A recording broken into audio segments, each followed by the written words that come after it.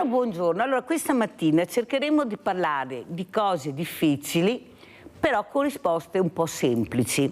E quello che mi preoccupa di più è questa poca trasparenza su giri di milioni di euro, che sono anche i nostri soldi, che vengono dati alle partecipate, che i partiti fanno a gara per prendere le presidenze di queste partecipate, sono milioni e milioni di euro. Noi vorremmo capire anche come funziona, non ci dice mai niente nessuno. La prima cosa che sentiamo da tutti i comuni, specialmente i sindaci, non abbiamo soldi. Allora mi viene un po' di dubbio.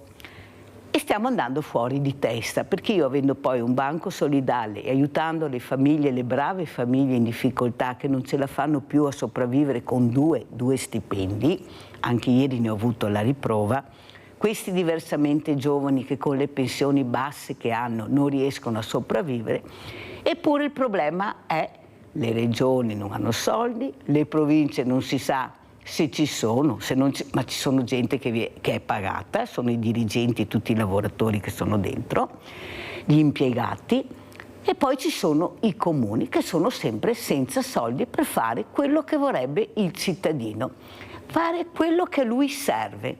E questo non avviene, lo sentite anche voi.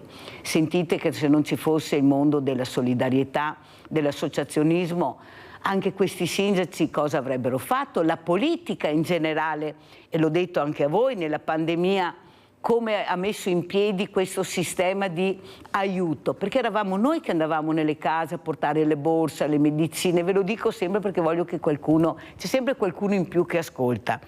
E poi cosa hanno fatto? Ci hanno messo con le spalle al muro, ci cambiano continuamente nome, adesso siamo RUNTS, ma non si sa cosa succede.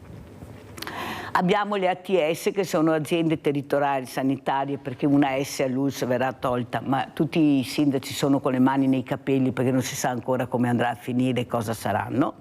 E noi siamo là in attesa di ricevere dal privato qualche soldino, ad esempio col 5 per 1000, per aiutare queste cose. Voi lo sapete, io vi faccio vedere, vi dico tutto.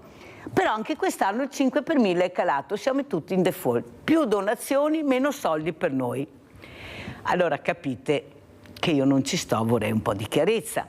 E che chiedo chiarezza? Chiedo a quelle persone che tutti i giorni fanno conti. Poi da una parte, dall'altra, uno più esperto, meno esperto, però qualcosa si riesce a capire perché sono persone competenti, che ragionano anche col buon senso, perché i numeri sono numeri.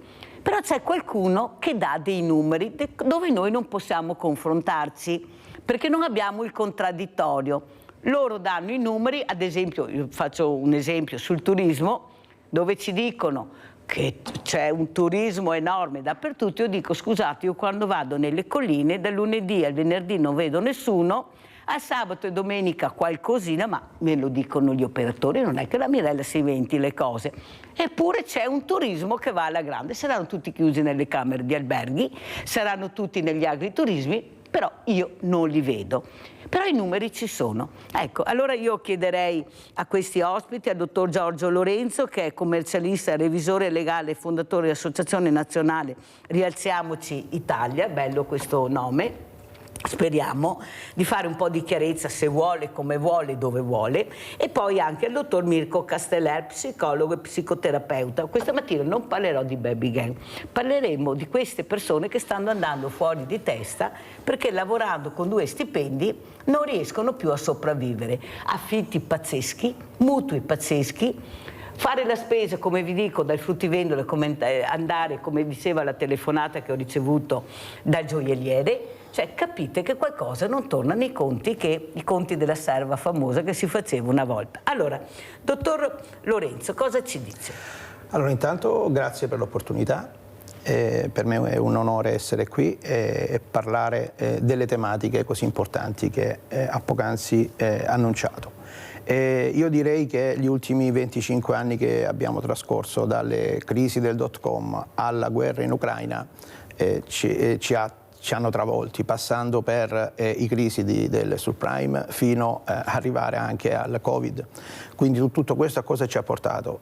Ci ha portato, soprattutto qui in Veneto, con le maggiori banche venete crollate e sparite del tutto, ha portato a una crisi qui nel nord-est mai vista.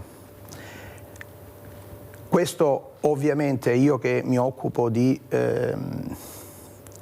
aiutare persone, famiglie e imprese a scollinare il periodo di crisi che stanno vivendo, quindi cancellando i debiti attraverso una legge che è la legge 3/2012, poi rivisitata dal codice della crisi che è entrato in vigore nel 2019.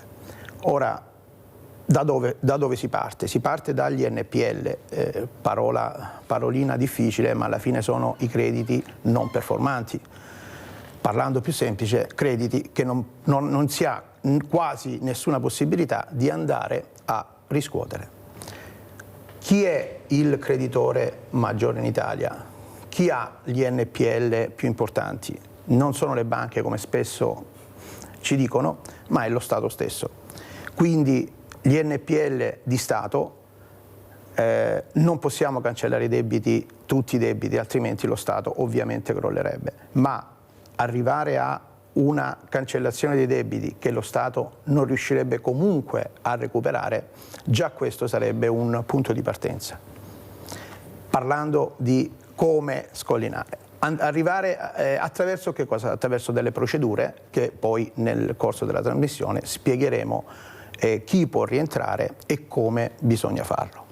Perché bisogna anche conoscere. Assolutamente sì. No.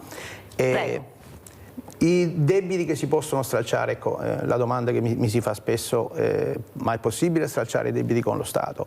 Ecco, in questo caso, come giustamente diceva lei, è l'ignoranza che porta alle risposte sbagliate. Qualsiasi debito si può cancellare. Ovviamente io devo fare una premessa, e la premessa è quella di utilizzare la diligenza per indebitarsi. Ovviamente non è la legge dei furbi, il furbo non può accedere alla legge 3/2012 e lo Stato ha previsto gli organismi di composizione della crisi per ovviare a questa problematica. Cosa sono gli organismi di composizione? Sono degli organismi che il Ministero della Giustizia per ogni provincia autorizza a seguire privati cittadini, famiglie, incapienti, aziende, e sto facendo tutto l'elenco di chi può rientrare. Faccio prima a dire chi non può rientrare in queste procedure. Gli unici che non possono rientrare sono le società fallibili. La società fallibile è la grande società. Diciamo, diamo dei numeri, non ne volevo dare oggi, ma sono costretto a dare. I numeri sì. 500.000 euro è il debito degli ultimi 3 anni, non deve aver superato 500.000 euro di debiti. 300.000 è l'attivo che non deve avere, oltre il quale non si può accedere, e 200.000 è il fatturato annuo. Quindi le grandi aziende non rientrano, le medie e piccole aziende, che sono il 95% della nostra economia, rientra. Come fare per scollinare, per poter accedere a questi piani? Attraverso delle procedure. Le procedure sono, ahimè, lunghe e costose. Stiamo cercando come associazione, questo è il mio obiettivo, quello di farle durare poco. Do dei numeri anche qui, purtroppo devo farlo, 18-24 mesi è il tempo per poter arrivare a un dunque, per poter procedere attraverso il Tribunale a queste procedure. Però, dottor Lorenzo, lei sta spiegando molto bene che se non hai la possibilità economica di accedere a questo aiuto, ciao, la tua azienda non c'è. Dottor Casteller, come commenta queste parole? Soprattutto, ecco, non c'è abbastanza informazione, non conosco, non so dove vado, non tutti sono esperti su internet, perché bisogna dire anche questo, eppure ci sono anche le associazioni di categoria, che io lo dico sempre quando li ho ospiti, che avrebbero dovuto portare, non da adesso, ma in tempi non sospetti, questo lavoratore che era l'artigiano, che era il piccolo industriale, che lavorava ma non stava in ufficio. Ecco, non è in grado di seguire anche l'evolversi di questa burocrazia che diventa sempre complicata, sempre più difficile. Le banche che per avere qualcosa devi dare tanto per avere quasi niente. Ecco, quando vengono da lei in crisi, ma veramente crisi pazzesca, perché veramente si va fuori di testa, che all'improvviso vuol dire crollare il mondo addosso, cosa dicono, cosa pensano queste persone che si rivolgono a lei? Ma guardi, la situazione estrema è il suicidio. In passato era con una percentuale intorno al 15%, che comunque è imponente. Oggi l'ipotesi suicidaria supera il 35%, 30%. La gente è molto più sola rispetto al passato, decisamente. E per fortuna ci sono strumenti come questi, speriamo in contrazione di tempi, perché 18-20 mesi per una persona che è in difficoltà è praticamente insostenibile. Si cerca in tutti i modi di dare speranza, di dare prospettiva, però mancano strumenti concreti. Io non conoscevo questo strumento. Stupisce, l'hai detto bene tu Mirella, che società, associazioni di categoria, di rappresentanza fortemente capitalizzate, con strutture societarie ipergarantite anche nel rapporto col sistema bancario, non mettano in discussione i propri capitali a sostegno dei propri soci. Cosa vuol dire? Vuol dire che il consolidamento di una rappresentanza di interessi diffusi da parte delle associazioni di categoria, nel momento in cui i propri soci si tolgono la vita, probabilmente dovrebbero far porre delle domande a vertice di questa rappresentanza. Non solo a Treviso, attenzione, un po' in tutta Italia.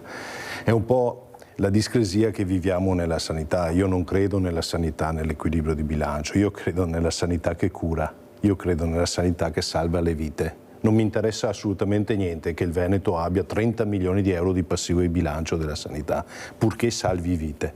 Non mi interessa assolutamente nulla che le società di rappresentanza, le associazioni di categorie e i sindacati siano potenti e capitalizzati economicamente quando i loro soci si tolgono la vita. Perché? Perché poi questa povera gente, io uso il termine povera ma non in assenza di rispetto, ma proprio di vicinanza, arrivano ai vari studi e cerca un aiuto che è psicologico, è di sostegno psicologico o farmacologico, ma alla fine ha bisogno di strumenti concreti. Il debito va pagato, perché il debito spesso non è un problema del rapporto, non è un problema finanziario, modifica l'identità della persona, la struttura della personalità. Hai un problema di non camminare più retto, hai l'atteggiamento del linguaggio non verbale e chinare il capo, hai paura di esprimere le tue opinioni in pubblico perché pensi di essere valutato non come persona ma attraverso l'indebitamento bancario che tu hai. E poi io chiedo un forte senso di responsabilità anche del sistema bancario. Le persone non possono, non parlo di imprese solamente, persone, non possono essere valutate con un rating. Il rating è quello strumento di valutazione dell'accesso al credito, perché una persona ha anche altri elementi. Guardi, 20 anni fa l'imprenditore andava in banca, aveva una stretta di mano col direttore della banca, c'era un accordo verbale e il direttore della banca contava qualcosa. Oggi per me i direttori delle banche potrebbero toglierli tutti, sono inutili. Non servono assolutamente a nulla, non fanno da filtro, da mediazione rispetto alle procedure bancarie. Mettere un'app o mettere un direttore della banca è la stessa cosa. La marginalità di autonomia, di movimento che hanno questi direttori è praticamente nulla rispetto al sistema tecnico. Vedo che il dottor Lorenzo consente, però sentiamo Rinaldo così liberiamo il centralino perché è là da un pezzetto. Vai Rinaldo. Ciao Mirella e buongiorno a tutti. Ciao. È il problema che se io discuto è annoso, è un problema grosso. E in più, per arrivare a fare quello che dice lui, bisogna avere una certa conoscenza, bisogna che la gente sappia a chi che ha da rivolgersi, perché di questa roba qua se ne parla pochissimo. Dovrei istruire, tanto che sarà, chi che ha questi problemi, dovrei sapere dove andare, come arrivare a queste persone. Perché tutti quanti, che nessuno lavora per niente, giustamente. Bisogna che ti abbi, secondo il mio punto di vista, bisogna che ti abbi conoscenze, schede per avvocati, per tante robe, perché per niente, non ti va niente. E dopo 2 anni, 3 anni che ti dai un aiuto, è la morsa mai. Bisogna dare un aiuto subito, bisogna che lo Stato, va bene, come che ha fatto, ma non gli dasse un aiuto dopo 2 anni, 3 anni. Immediatamente, che lo mettesse, cercare di metterlo in piedi. Perché se ti ha messo in piedi una fabbrica, un imprenditore, ti deve anche un guadagno perché questo imprenditore e lavora, rimette in circolo e paga le tasse e ti salvi anche l'economia. Va bene, io non sono economo, non mi intendo queste robe, però capisco che sta gente bisogna dargli è giusto dargli un aiuto, perché il vantaggio lo avremo anche noi altri, perché più industria che lavora, più lavoro così, più tassi tira su e più qualcosa viene fatto. E questo voglio dire. Bisogna che questi problemi, insomma, chi fa sapere è povera gente, perché uno conosce l'ambiente. E infatti ho invitato il dottor Lorenzo, grazie al nostro Rinaldo, fammi andare avanti, Rinaldo, poi anche dei video importanti, perché così oltre al dottor Lorenzo che parla, anche spiegheremo anche con i video, io partirei proprio con questo caso pratico, Rialziamoci Italia. Andiamo a vedere. 534.000 euro di debiti, 3 figli, nessuna via d'uscita. Poi una telefonata, dal panico alla pace. Una famiglia di Verona ha trovato il modo di rialzarsi. Immagina di avere 3 figli, una piccola attività costruita con amore e ogni giorno combattere per tenerla in piedi. Poi tutto cambia. La ditta che ti affittava il negozio fallisce, i costi schizzano alle stelle e ti ritrovi senza lavoro, con la casa all'asta e oltre $500.000 di debiti. È quello che è successo a una coppia di Verona. 534.000 euro sulle spalle. Un peso schiacciante. Quando non sapevano più a chi rivolgersi, hanno trovato Rialziamoci Italia, un'associazione autorizzata dal Ministero della Giustizia. Insieme hanno costruito un piano. Hanno scelto una procedura familiare di liquidazione controllata, prevista dagli articoli 66 e 268 del Codice della Crisi. Rialziamoci Italia, dopo un'analisi approfondita della situazione, ha redatto un piano che prevede che la coppia debba mettere a disposizione dei creditori ogni residuo rispetto alle spese familiari e al sostentamento, e che la quota in questo caso è di circa 350 euro al mese per 3 anni, totale 12.600 euro. Il resto un debito di oltre $500.000 cancellato per legge. Il Tribunale di Verona ha detto sì, stralcio del 95,5%. Dopo l'omologa è compito del liquidatore monitorare lo stato della procedura e rendere conto al Tribunale semestralmente per 3 anni. Rialziamoci Italia, l'associazione che ti libera dai debiti e ti restituisce un futuro. E in effetti questo è successo perché io ho avuto il sindaco di Casale, l'avvocato Golisciani, non so se lei conosce, che proprio grazie a questo meccanismo che non si conosceva è riuscita a salvare una coppia di anziani che stavano veramente proprio naufragando nel buio totale con la loro ditta. Invece sono riusciti a recuperare e a pianificare il debito. Però hanno avuto la fortuna di avere questa sindaca che li ha accompagnati, che è anche un avvocato, che sa. Ma allora dobbiamo girare anche con l'avvocato, dottor Lorenzo? No, perché ormai non si capisce più niente. È commercialista, notaio, avvocato, cioè non so. Prego. Fortuna vuole che l'avvocato Golisciani siamo stati noi a contattare l'avvocato Golisciani, quindi è una pratica che abbiamo seguito noi. L'ho seguita personalmente io perché noi abbiamo la sede nazionale qui a Casale sul Sile e gestiamo 20 sedi in tutta Italia perché abbiamo 20 autorizzazioni ministeriali. E qui è stata un esempio di economia circolare che a me piace come non il dirlo ma il farlo. In questo caso cosa è avvenuto? Siccome lei parlava di bilanci prima, bene, il bilancio di un ente pubblico, molti non lo sanno, ma è una delle maggiori voci è proprio quella del sociale. E il sociale cosa vuol dire? Aiutare famiglie che sono in difficoltà con l'aiuto mensile giustamente per poter andare avanti. Chi non ce la fa.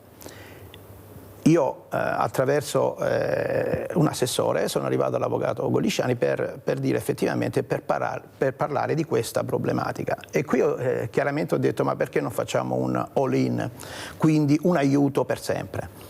Invece di dare 400 euro mensili di aiuto a questa famiglia, perché non gli diamo magari i soldi necessari per poter fare la pratica e per esdebitarli? E questa sono stato ospite anche a Rai News 24 per parlare proprio di questo caso, e quindi mi fa piacere che lei è stato il primo caso di un'economia circolare qui in Italia. L'abbiamo fatta e l'abbiamo fatta 15 giorni fa l'ho avuta ospite e pensavo fosse una cosa importante, perché sentendo il malessere di queste piccole aziende, di questi imprenditori e imprenditrici, ho detto meglio che riusciamo a capire cosa si può fare. Quando anche qui ci sono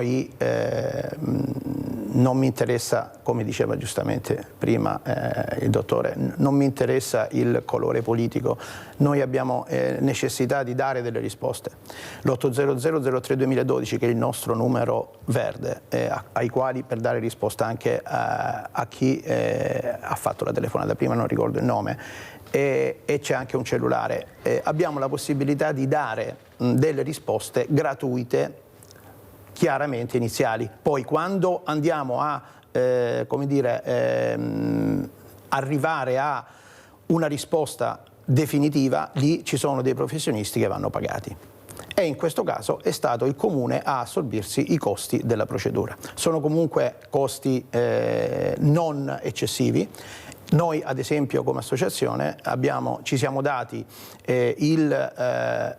personalmente io lo impongo ai miei professionisti, una pratica pro bono al mese, quindi non possiamo operare in una legge che quando è nata come una legge salva suicidi e poi non essere noi a metterci in discussione su tutto. Vede, la cosa più bella di questo lavoro, io dottore commercialista revisore legale sì, ma la cosa in assoluto che mi riempie non è quello il titolo che si ha, ma soprattutto la telefonata che ieri sera ho fatto a un architetto e sua moglie per dare la bella notizia di una omologa che era arrivata e che abbiamo cancellato 460.000 euro di debiti con una quota di reddito che lui metterà a disposizione dei creditori. Ma allora, dottor Lorenzo, come mai le cose utili non si sanno? Perché io di questa cosa non ho sentito parlare neppure le associazioni di categoria che ho avuto ospiti, e sì che le ho tutte perché voi le ascoltate poi. Come mai si silenzia su un caso e su una procedura che dovrebbe essere, specialmente in questo periodo, ma anche di 2 o 3 anni fa, ecco, proprio al vertice, perché l'aiuto, io lo vedo, è incredibile, cioè qui la povertà sta aumentando nel silenzio totale, le ditte avete sentito, le partite IVA stanno chiudendo, come mai c'è questo silenzio? Chi è che vuole zittire quello che è anche la conoscenza, come posso essere aiutato e da chi? Allora, indirettamente l'ha già detto lei, parliamo di poteri forti, parliamo di di banche o di acquista i crediti incagliati, perché dietro gli NPL lei deve pensare che un credito che vale all'inizio 100 viene acquistato dal 7 al 30% del suo valore iniziale. Successivamente queste società di cartolarizzazione vanno a bussare ai creditori per chiedere i 100 iniziali. Certo. Quindi il delta è importante. Questo ci fa capire del perché si silenzia su una legge del genere. Adesso chiaramente non sono le società di cartolarizzazione il problema italiano. È anche un discorso di Stato che non riesce a fare i controlli che deve. Io per 12 anni ho indossato una divisa e quindi non posso parlare male dello Stato perché mi appartiene il senso del dovere. Però è necessario dare una risposta di trasparenza che molto spesso non c'è, e delle risposte fattive sulla problematica, perché quando si parla, ripeto, di persone che per il 35%, come diceva il dottore, di persone che vanno da lui hanno avuto queste problematiche di suicidio, non possiamo sottacere una legge del genere che è nata come salva suicidi. Però, dottor Lorenzo, e lo dico anche al dottor Castellar, non è che quello che si sente a casa, i messaggi che arrivano, è che il furbo si è appoggiato bene politicamente, è aiutato anche dalle banche, è aiutato anche da quel cerchio magico che lo protegge nonostante abbia fatto dei reati molto gravi, ma ci sono i processi, c'è anche la prescrizione. Qual è il problema? Se io economicamente ho questa possibilità di andare avanti, da colpevole posso diventare innocente, poi la prescrizione annulla tutto.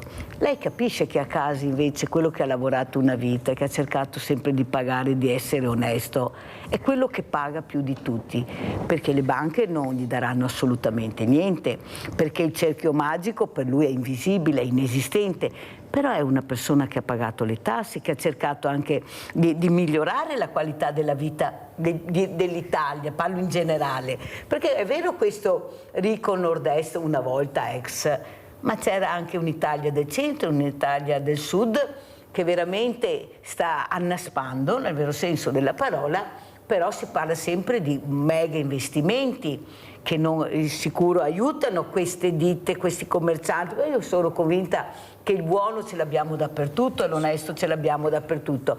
Il problema è che il furbo vince e questo non va bene. Perché? Perché non c'è la trasparenza, perché non c'è l'informazione, perché intanto arriviamo a un suicidio del 35%. Prego, dottor Castellari.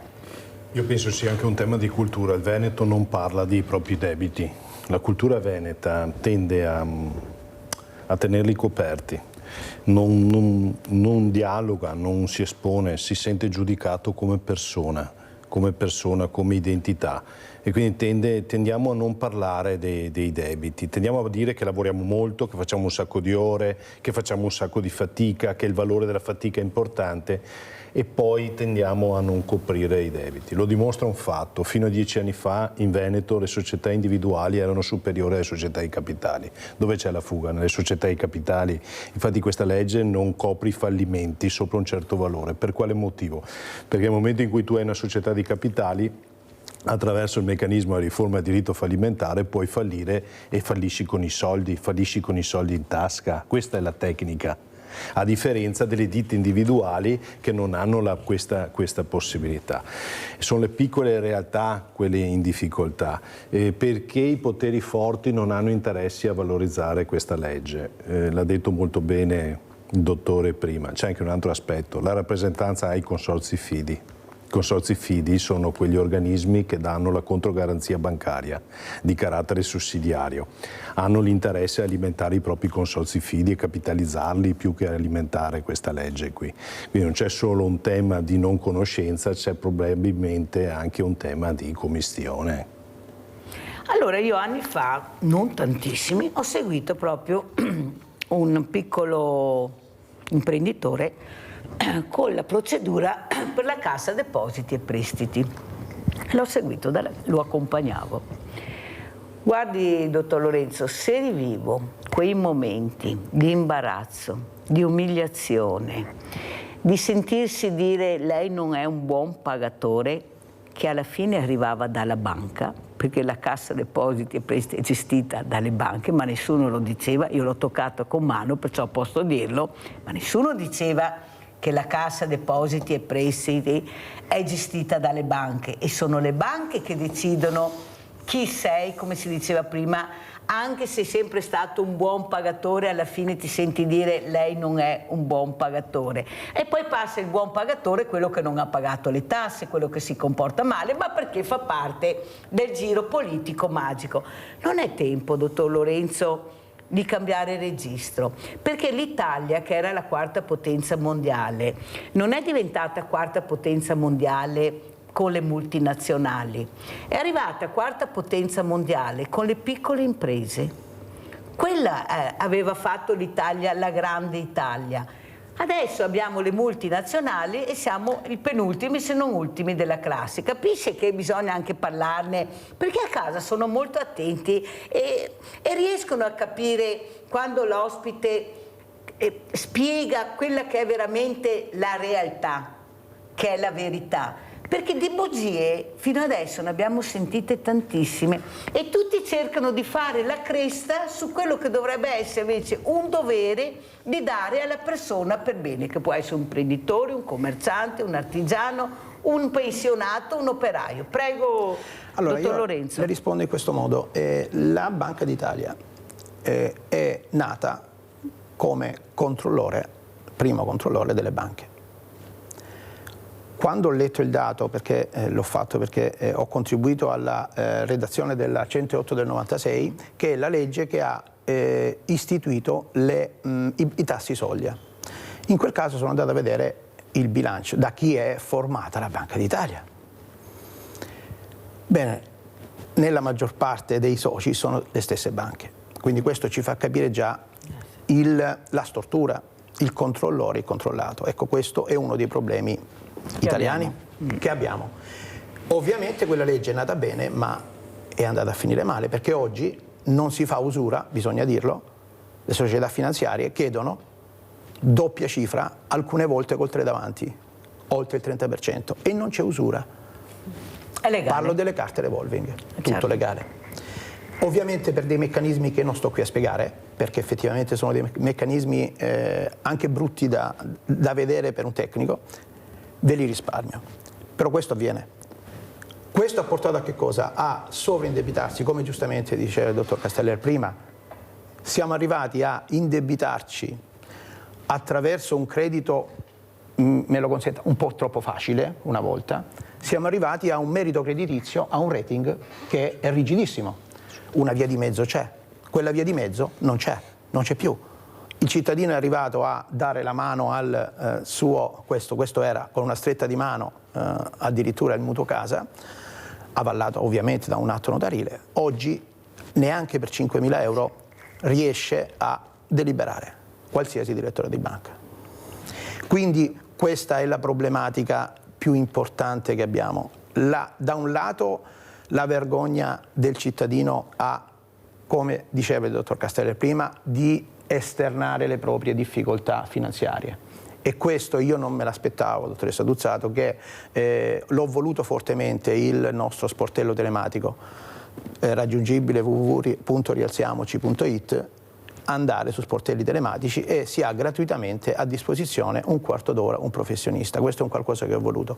L'abbiamo messo per il Covid, perché di persona non si poteva.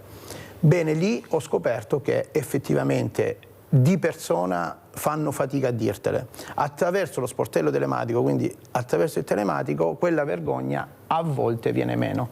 L'ho istituzionalizzato e quindi adesso è diventato il nostro maggior veicolo per arrivare alle persone. Ma allora, dottor Casteller, quello che sta dicendo è un'importanza unica, penso anche per chi veramente sta ascoltando, e sentite con quanta attenzione, perché io lo so che sono davanti allo schermo, sta spiegando. Ma allora questo sistema per conoscere, non dovrebbero essere i sindaci che all'interno dei loro municipi, non a caso è la casa comune, no? dei cittadini, perché quella è la mia casa, il comune, perché abbiamo sentito aprire tanti sportelli che non so neanche che fine hanno fatto e a cosa servono.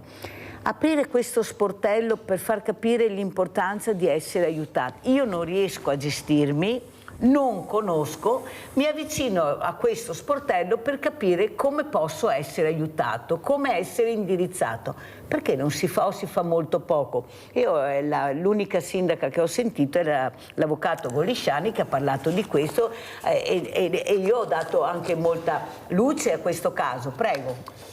Allora, l'idea mi sembra molto buona, il fatto di avviare degli sportelli a livello territoriale nei singoli comuni. Vedo solo un problema. I numeri. Se noi iniziamo ad aprire il coperchio del sovraindebitamento da parte dei cittadini veneti e iniziamo a sistematizzarlo attraverso una gestione a legge come questa, rischiamo veramente di far emergere dei dati che inimmaginabili per il Veneto e importanti. Quindi ho la sensazione che anche questo fenomeno qua in qualche modo passi attraverso una forma di silenzio condiviso, un'omertà veneta. Ultimamente esiste l'omertà veneta che era attribuibile ad altre parti d'Italia. Quello che è fatto è che in mezzo a tutto questo ci sono molti cittadini che si tolgono la vita. Prima citavi le multinazionali. Ahimè, io ho dirigenti di altissimo livello tra i miei pazienti. Ho imparato dei meccanismi che non avrei mai immaginato. Ci sono multinazionali che hanno redditi inferiori all'artigiano, all'idraulico.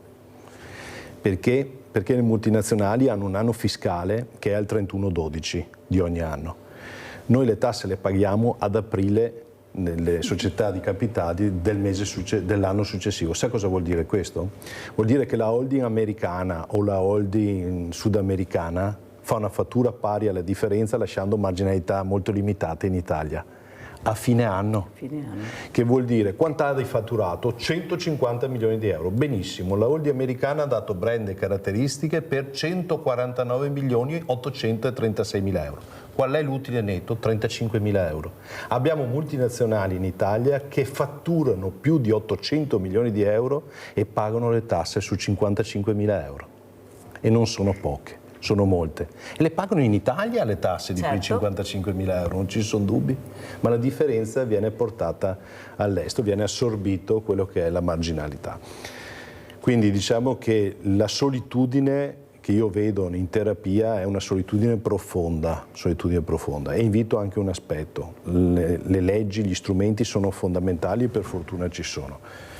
Però non abbiate paura di essere giudicati per i debiti che avete, per le difficoltà che vivete, perché il fallimento della vostra impresa, io lo dico sempre, non è il fallimento di voi.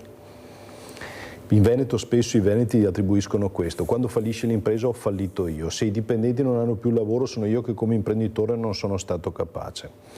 Negli Stati Uniti io ci ho vissuto 2 anni, se non fallisci non sei un imprenditore, cioè l'approccio è completamente diverso.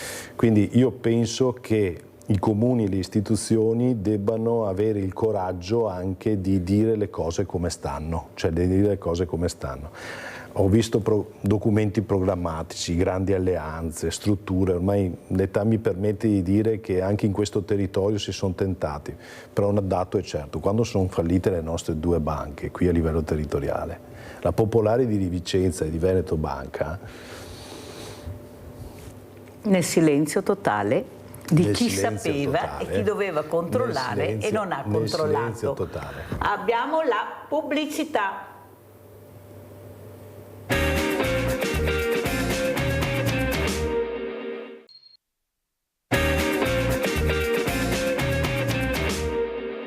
Una stagnazione dei redditi, soprattutto da lavoro dipendente e da pensione, con una perdita del potere di acquisto e per cui un impoverimento generale della società. Redditi dei lavoratori dipendenti e dei pensionati che in un decennio vedono una crescita minima che non riesce a far fronte al caro prezzi causato dall'inflazione, arrivata nel biennio 2022-2023 complessivamente al 14%.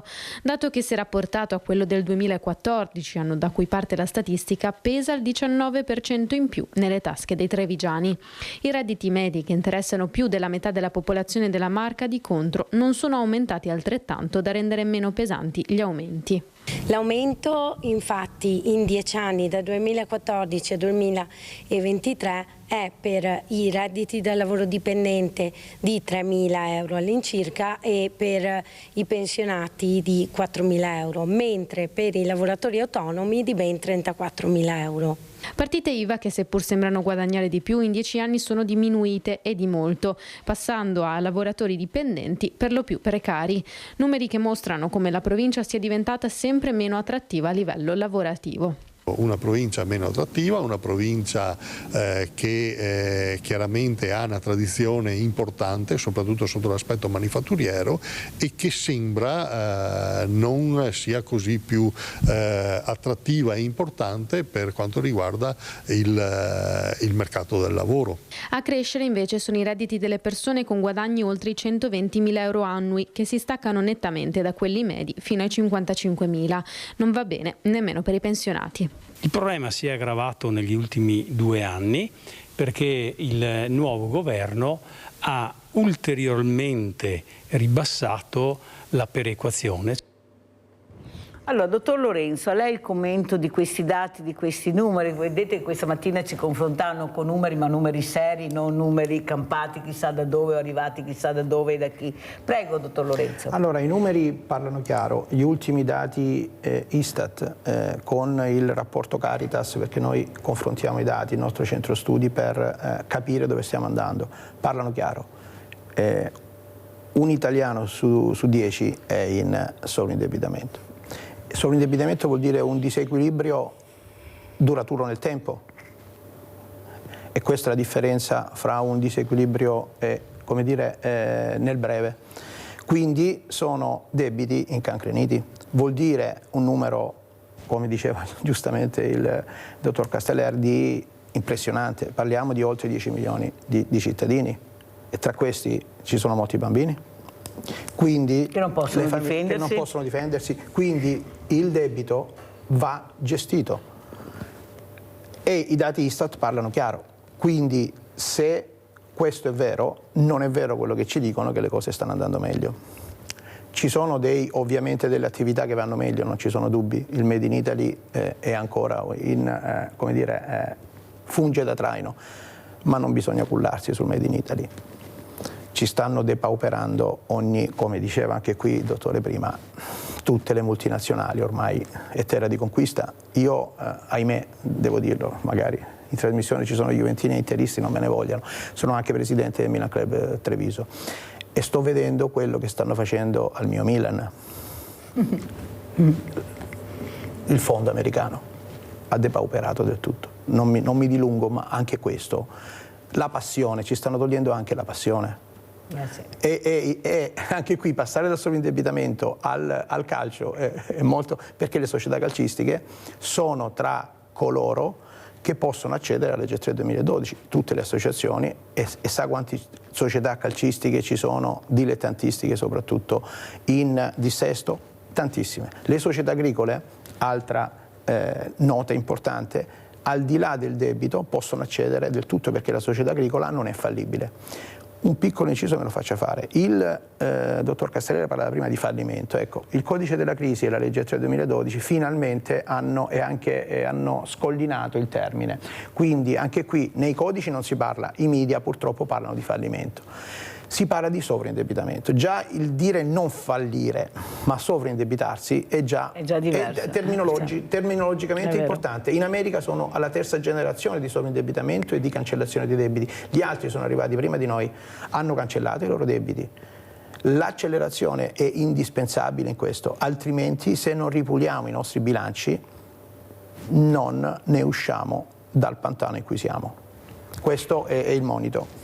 Dottor Casteller, come commenta, cosa vuole dire? Ormai ci avviciniamo quasi alla fine della trasmissione, ma mi sembra che dati e anche riflessioni su quello anche che si potrebbe fare unendo le forze, non dividendoci, è quello il grande problema che abbiamo noi. Perché io dico sempre che ci sarà anche un profondo sud, ma c'è anche un grande profondo nord, ecco, che non fa rete, che non fa squadra, che non vuole informare. E lei dice la vergogna, ma la vergogna ce l'hanno fatto venire loro, perché quando bussi ti umili. Io l'ho detto prima, io l'ho provato con questo imprenditore quando andavamo a bussare, perché alla fine si parlava, mi sembra, di 10.000 euro all'epoca, non erano cifre pazzesche, un'umiliazione incredibile, e quelle persone rivestono cariche importanti, sono quelle che avrebbero dovuto, visto anche il percorso che hanno, aver capito l'importanza di tendere la mano e di dire, come sta dicendo il dottor Lorenzo, vediamo di aiutarti, come fare, uniamo le forze, ma le forze non si uniscono, è là il problema. Allora cosa fai?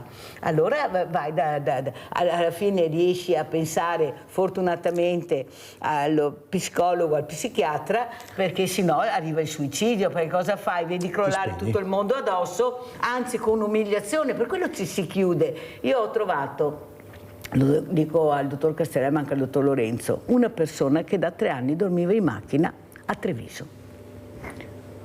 Una persona che aveva un suo lavoro, la sua dignità, nessuno apriva quella porta di quella macchina, l'ha aperta la Mirella.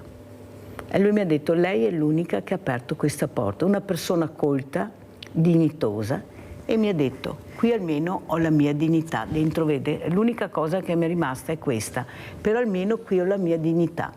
Capisce, dottor Casteller, che a parole si vede quello che si vuol sentire, ma nei fatti quello che vede la Mirella, e qualcuno mi dice sappiamo da che parte stai, perché sto dalla parte dei fragili, dei deboli, e là è la mia segatura, no? Se aiutassi i ricchi a quest'ora chissà dove sarei, ma aiuto le fragilità, ho il coraggio di aprire quelle porte e non ho la bacchetta magica, ci mancherebbe, ma almeno senti la persona e questa persona sa che non è più sola, che almeno qualcuno capisce che quello che dice è vero, la dignità ce l'ho solo dentro qua, lasciatemi qua perché almeno qui non me la toglie nessuno. Prego, dottor Castellari.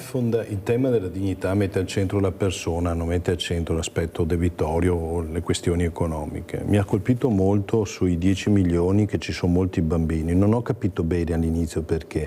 Immagino sia perché i debiti vengono ereditati dalle generazioni successive. Ecco, un appello a chi ci sta ascoltando: i vostri figli ereditano i vostri debiti, forse è il caso che facciate una telefonata.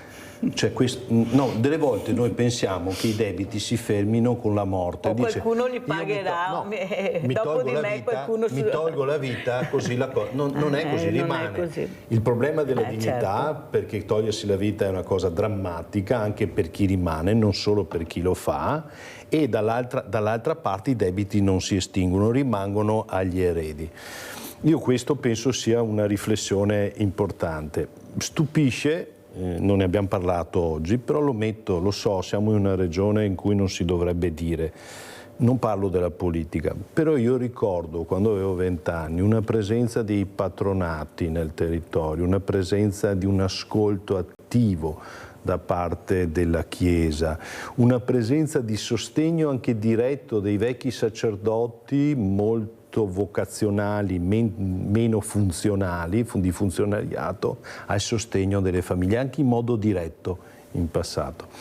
Ho la sensazione che anche in quell'area, che è sempre stata un'area di, tra virgolette, di sicurezza, la Qaeda, si stiano ridimensionando le cose, e questo ti fa perdere l'equilibrio, perché se nemmeno nei luoghi di sicurezza, definiamoli così, avete citato prima Cari, da quei luoghi lì si trova un po' di tranquillità, o almeno l'ultima spiaggia, che non sappiamo se c'è. Io ho paura che, non vorrei, Mirella, non vorrei essere io psicologo, psichiatra, l'ultima spiaggia.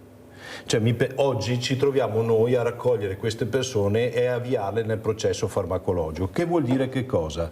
Che ha lo stesso effetto dell'anestesia che viene data dalla tossicodipendenza e dall'alcol. È vero, è terapeutico, però nel momento in cui tu mi vieni in terapia e mi sollevi delle problematiche immense con forme maniacali suicidarie, ho due strade: psicoterapia e ti spengo farmacologicamente, cioè ti rallento.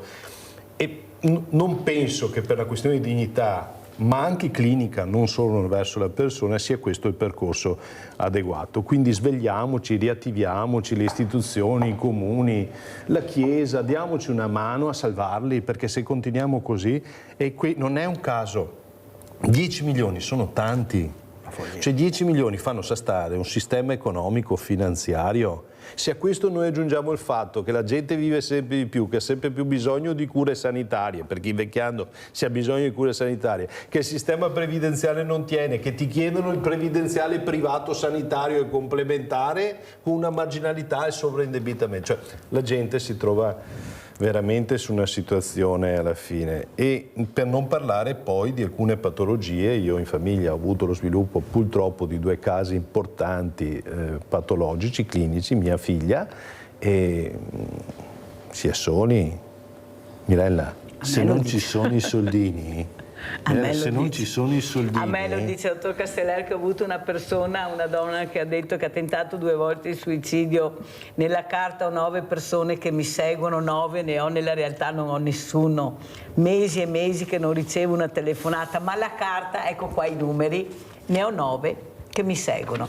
Allora, come dottor Lorenzo, come commentiamo questi numeri, queste cose? Anche la Chiesa, giustamente diceva il dottor Castellari, i vecchi preti, io mi ricordo il Don Vecchi, famoso Don Vecchi, che lui cercava anche ed ha messo in piedi una struttura non a caso per diversamente giovani, come li chiamo io, perché già da tempo lui si era accorto che c'era questa popolazione che stava invecchiando e che aveva bisogno anche di strutture. Ecco, l'ha fatto in tempi non sospetti, perciò chi di dovere poteva fare come ha fatto lui in tempi non sospetti, creare, perché le date ci sono, i numeri sono chiari. Io mi ricordo, ecco, un fisico che mi ha detto: lei si faccia sempre dare i numeri, Mirella, persone competenti, ma vedrà che i numeri parlano chiaro. Prego, dottor Lorenzo, come chiudiamo, come commenta e come ci saluta? Allora, io saluto, cioè i dati sono quelli, sono incontrovertibili e non si possono sottacere più.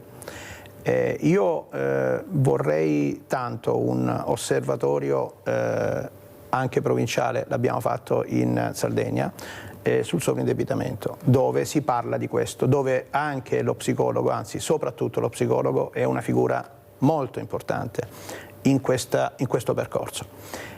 Ma faccio anche l'appello a professionisti, cioè oggi sentir dire un commercialista, un avvocato, lo psicologo può non saperlo, ma un commercialista, un avvocato, secondo lei, dopo 10 anni di legge 3/2012, può dirmi non conosco la legge?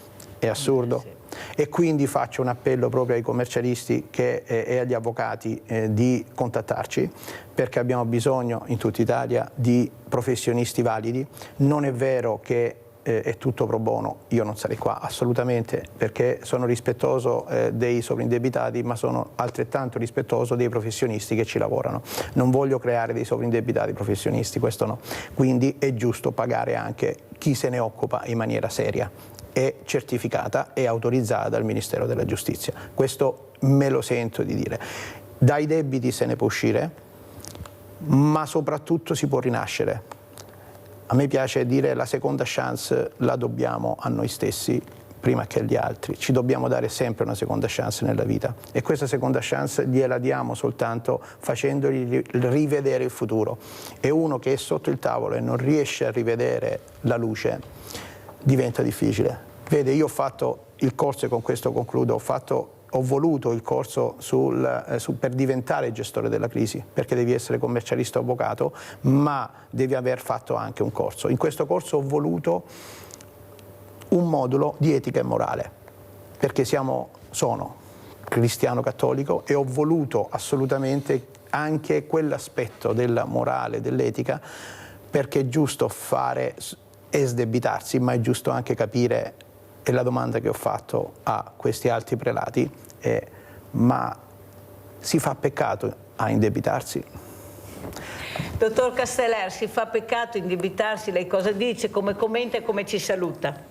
Non posso dare soluzioni perché, voglio dire, ho una formazione clinica, quindi certo che la proposta di un osservatorio ha magari agganciato, Mirella, alla Camera di Commercio di Treviso, visto che è l'organismo di riferimento. Certo. Abbiamo molti osservatori, questo non c'è, potrebbe essere un elemento molto interessante. Devo anche dire che, per conoscenza diretta, molti sacerdoti nel territorio in modo silenzioso si attivano e fanno questo, attenzione, però l'approccio sistemico è un'altra cosa. Infatti dopo avremo Don Lucio Carraro, Presidente Comunità Laudato Si di Treviso, e anche abbiamo appunto Presidente Giampiero Del Ben, Presidente Energia e Sorisi. Capite che c'è tutto un filo di Arianna che unisce. Anche la Chiesa si era avvicinata alle comunità energetiche, ma con tanta fatica. Vai a spiegare tu. Per quello dico che i sindaci dovrebbero essere loro, perché è l'unica porta che apre il cittadino, è quella del comune, non c'è niente da fare. Le altre non ci sono o sono chiuse.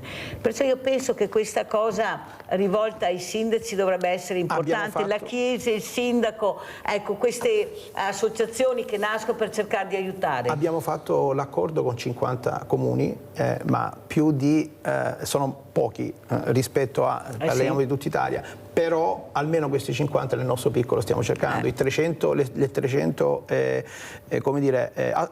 omologhe, che l'omologa è l'atto col quale il giudice poi ci dice di sì a questi piani, li abbiamo avuti. Oltre 400 milioni di debiti cancellati lo abbiamo avuti, cioè sono tutti risultati tangibili. Un passo alla volta, l'importante è informarsi, parlarne. Prego, dottor Casteller, chiudiamo. Beh, allora, parlatene. Abbiamo visto che gli strumenti ci sono, ricordatevi che i debiti vanno agli eredi, quindi vanno ai figli. Sì. Allora, la memoria è la cosa più lunga che gettiamo nel tempo. I figli spesso si ricordano dei nonni, hanno una positività nei confronti dei nonni più che nei confronti dei genitori. Perché? Perché la memoria è il seme più lungo che noi gettiamo nel tempo. Ecco, quella memoria può essere una memoria positiva se affrontiamo il problema oggi e non lo lasciamo scorrere immaginando che qualcun altro lo possa risolvere, perché non succede così, e il rischio è che rimangano sulle spalle dei nostri figli, che è un bruttissimo ricordo lasciare i debiti sulle spalle. Mio nonno diceva: i debiti gestiscili, se ci sono, ricordati che non sono ereditabili. mai ereditabili. Grazie ai miei ospiti. Pubblicità.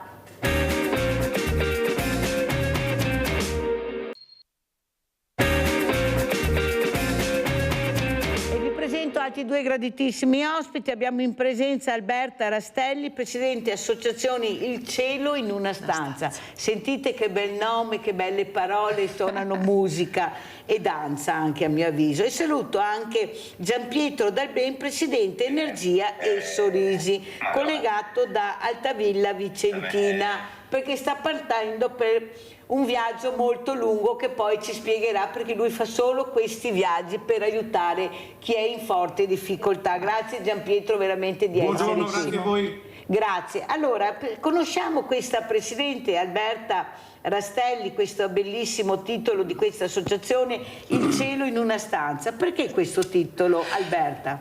Perché, come è successo a me, attraverso un momento tragico, quindi un incidente che ho subito un'amputazione alla gamba sinistra, che in qualche maniera sono riuscita anche a salvarmi, quindi avevo anche un pericolo di vita, quindi in qualche maniera un'amputazione, ci ho rimesso un piedino e quindi il cielo in una stanza, a un certo punto ci si trova chiusi in una stanza senza finestre, senza porte, quindi uno dice non ce la faccio ad uscire, però c'è questo cielo e noi dobbiamo raggiungere il cielo, e attraverso i vari momenti, quindi riabilitativi, di combattimento proprio per arrivare a una normalità, ritornare ad essere il centro di un qualcosa che prima avevi e che a un certo punto hai perso, devi cercare di lavorare per raggiungere questo cielo e ad uscire da quella stanza, perché hai solo quella possibilità, non ne hai di altre, non c'hai la porta, la chiave che ti apre, è tutto chiuso, tutto serrato. Allora io farò conoscere Alberta in futuro una persona che fa parte del mio coordinamento dei Veneti Schiacciati, sì, che si chiama Fulvio Marotto.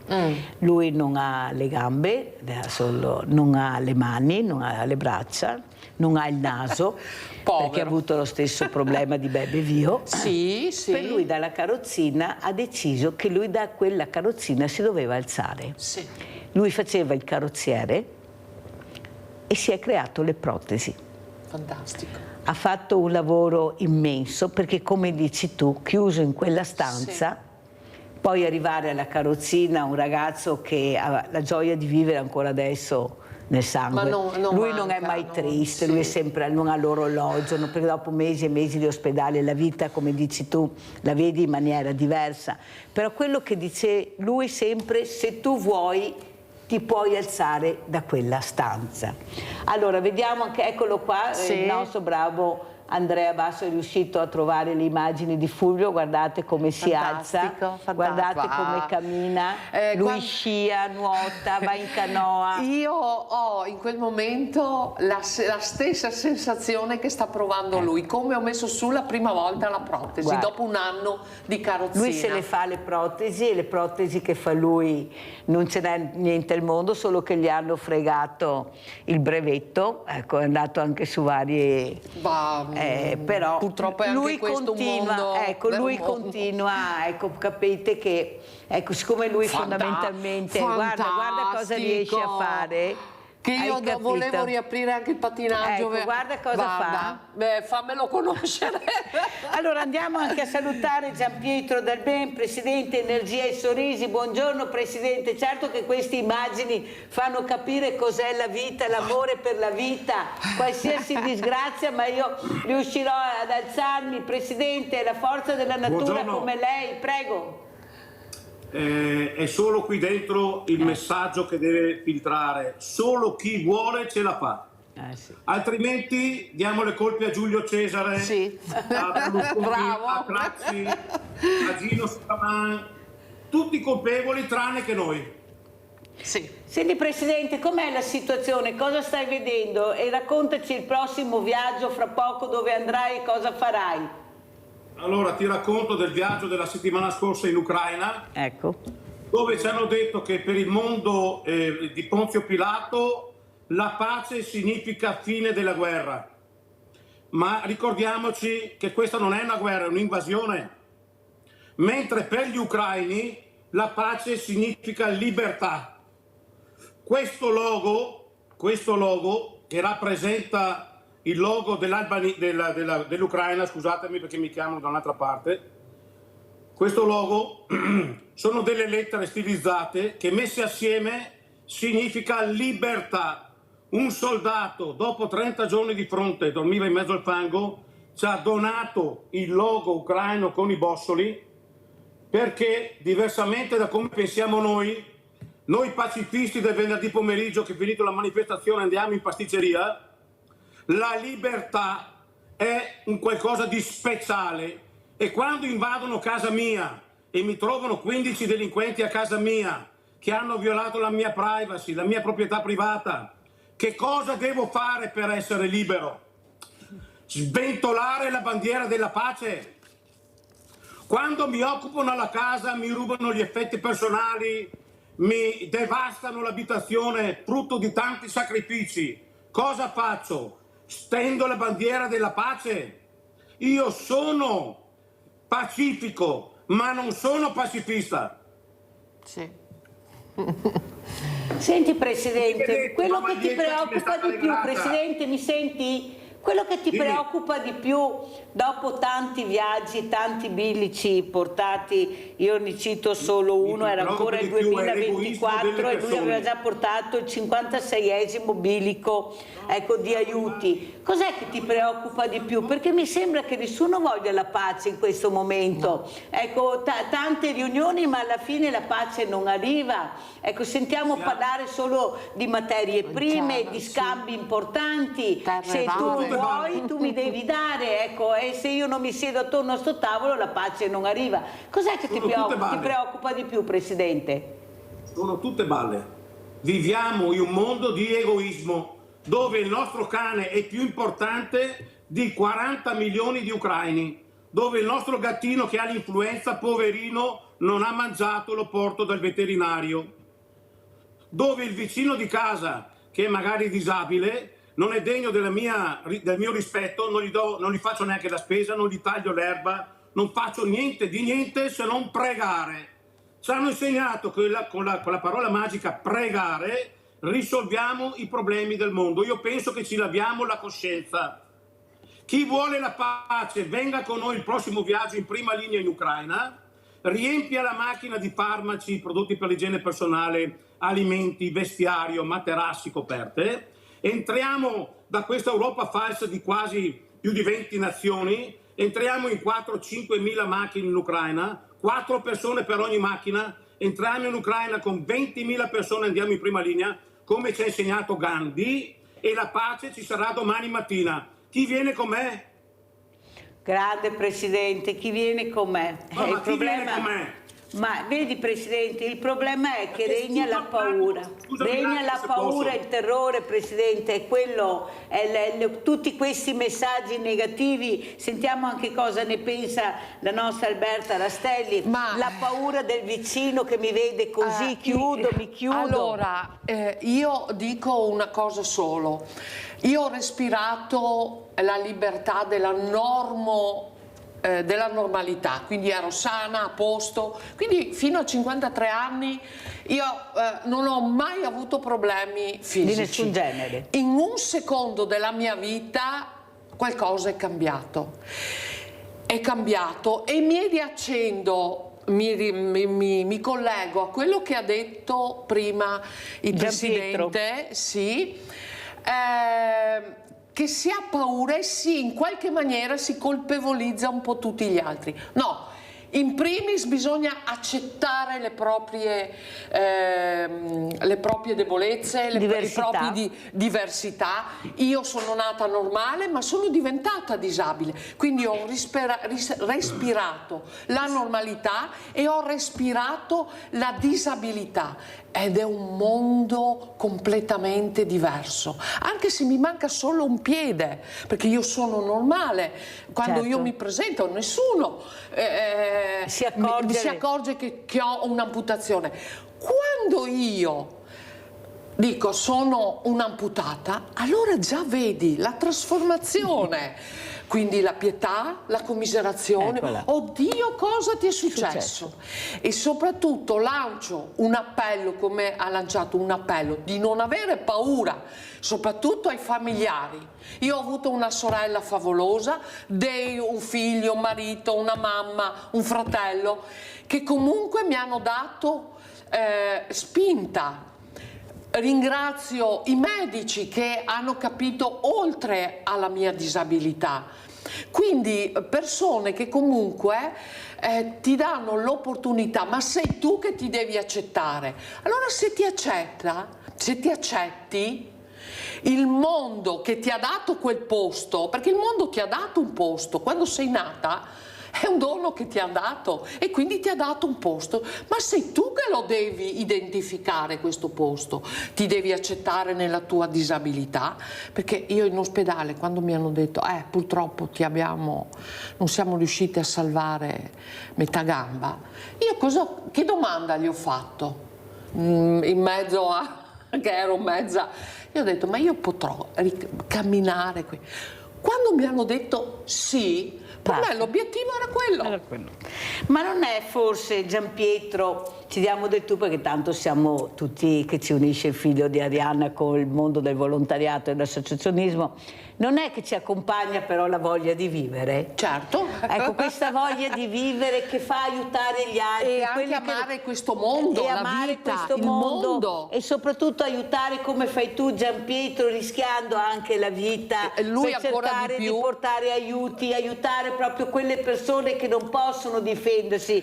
Io lo cito spesso, quello che dice la nostra Alberta, nel senso, pensate a quei fragili e quelle persone diversamente agili, come dico io, li chiamo io, che non mi piace la parola disabile, ecco, che non riescono neppure a scappare perché non ce la fanno, ma voi pensate a queste persone che sono là, che aspettano solo che la dea fortuna, la dea bendata non li colpisca, non li faccia morire, e sono bambini, uomini, donne. Cosa vuoi dire, Gianpietro?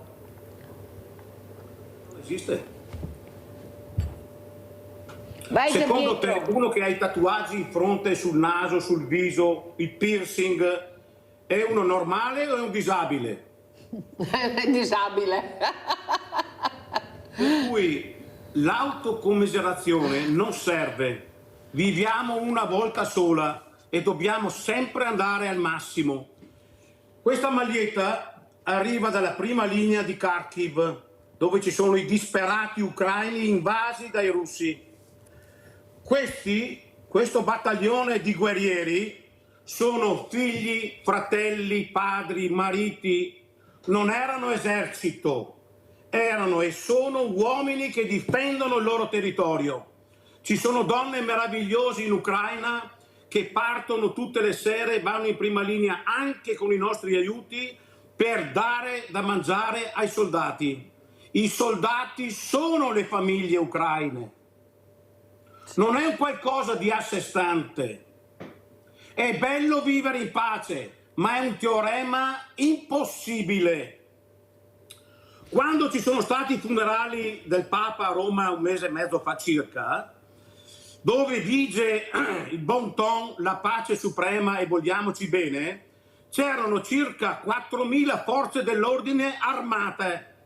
Come mai le forze dell'ordine per il Papa sono armate e non hanno i massi di fiori in mano per la gentilezza? Perché forse quota parte dell'umanità è ammalata e non possiamo far finta di niente sempre. Una brava persona non è parificata a un delinquente.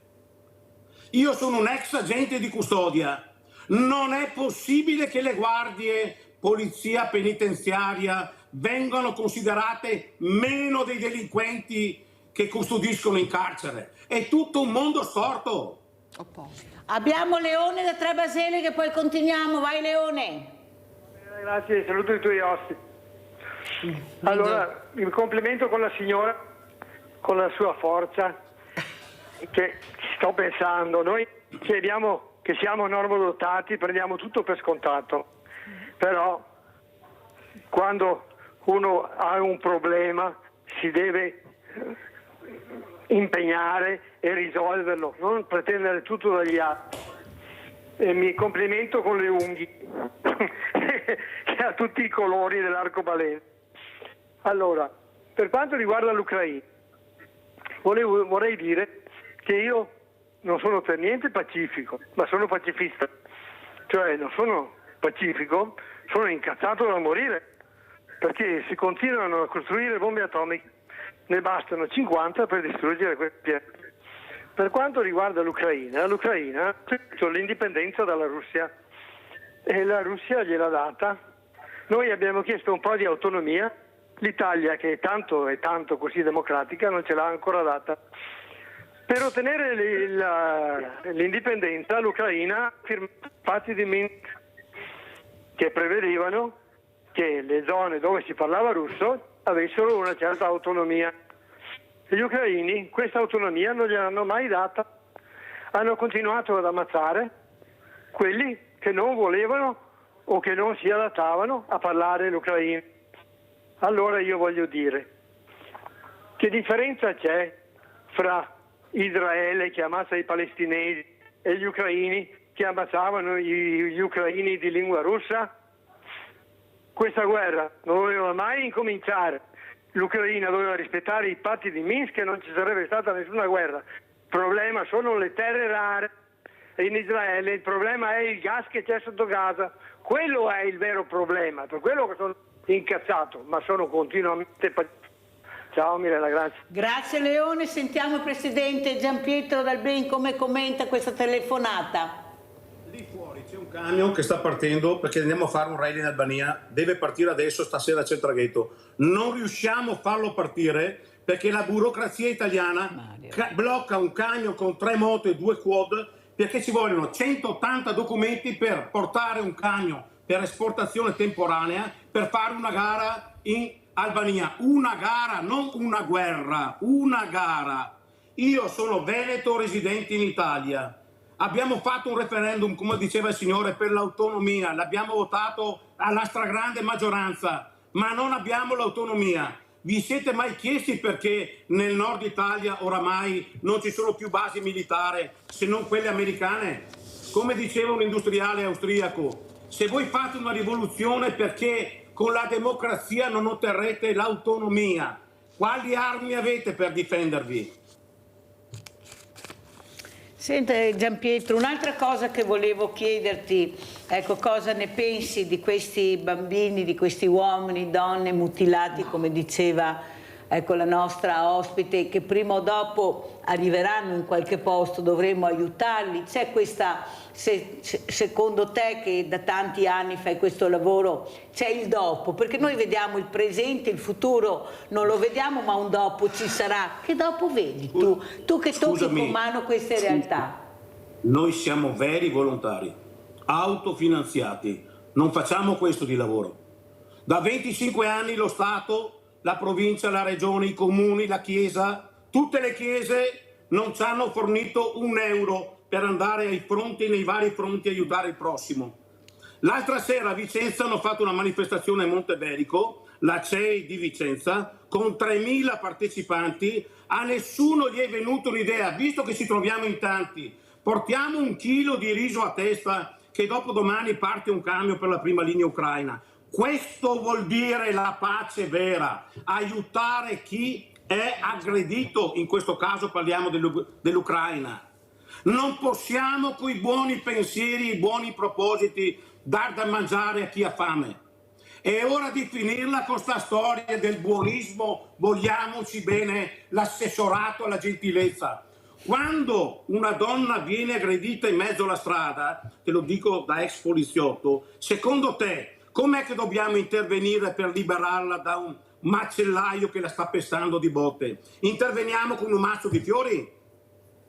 Le vogliamo dare o no la possibilità alle forze dell'ordine di fare il loro mestiere e di far rispettare le norme e le leggi? La vogliamo dare questa possibilità o facciamo finta di essere tutti con le panchine rosse? Allora andiamo a vedere anche questo video che è molto importante, questo bilico che è partito, era il 56esimo bilico di aiuti per l'Ucraina, energia e sorrisi di questa associazione, poi lo commentiamo con il nostro presidente Gianpietro Dal Ben.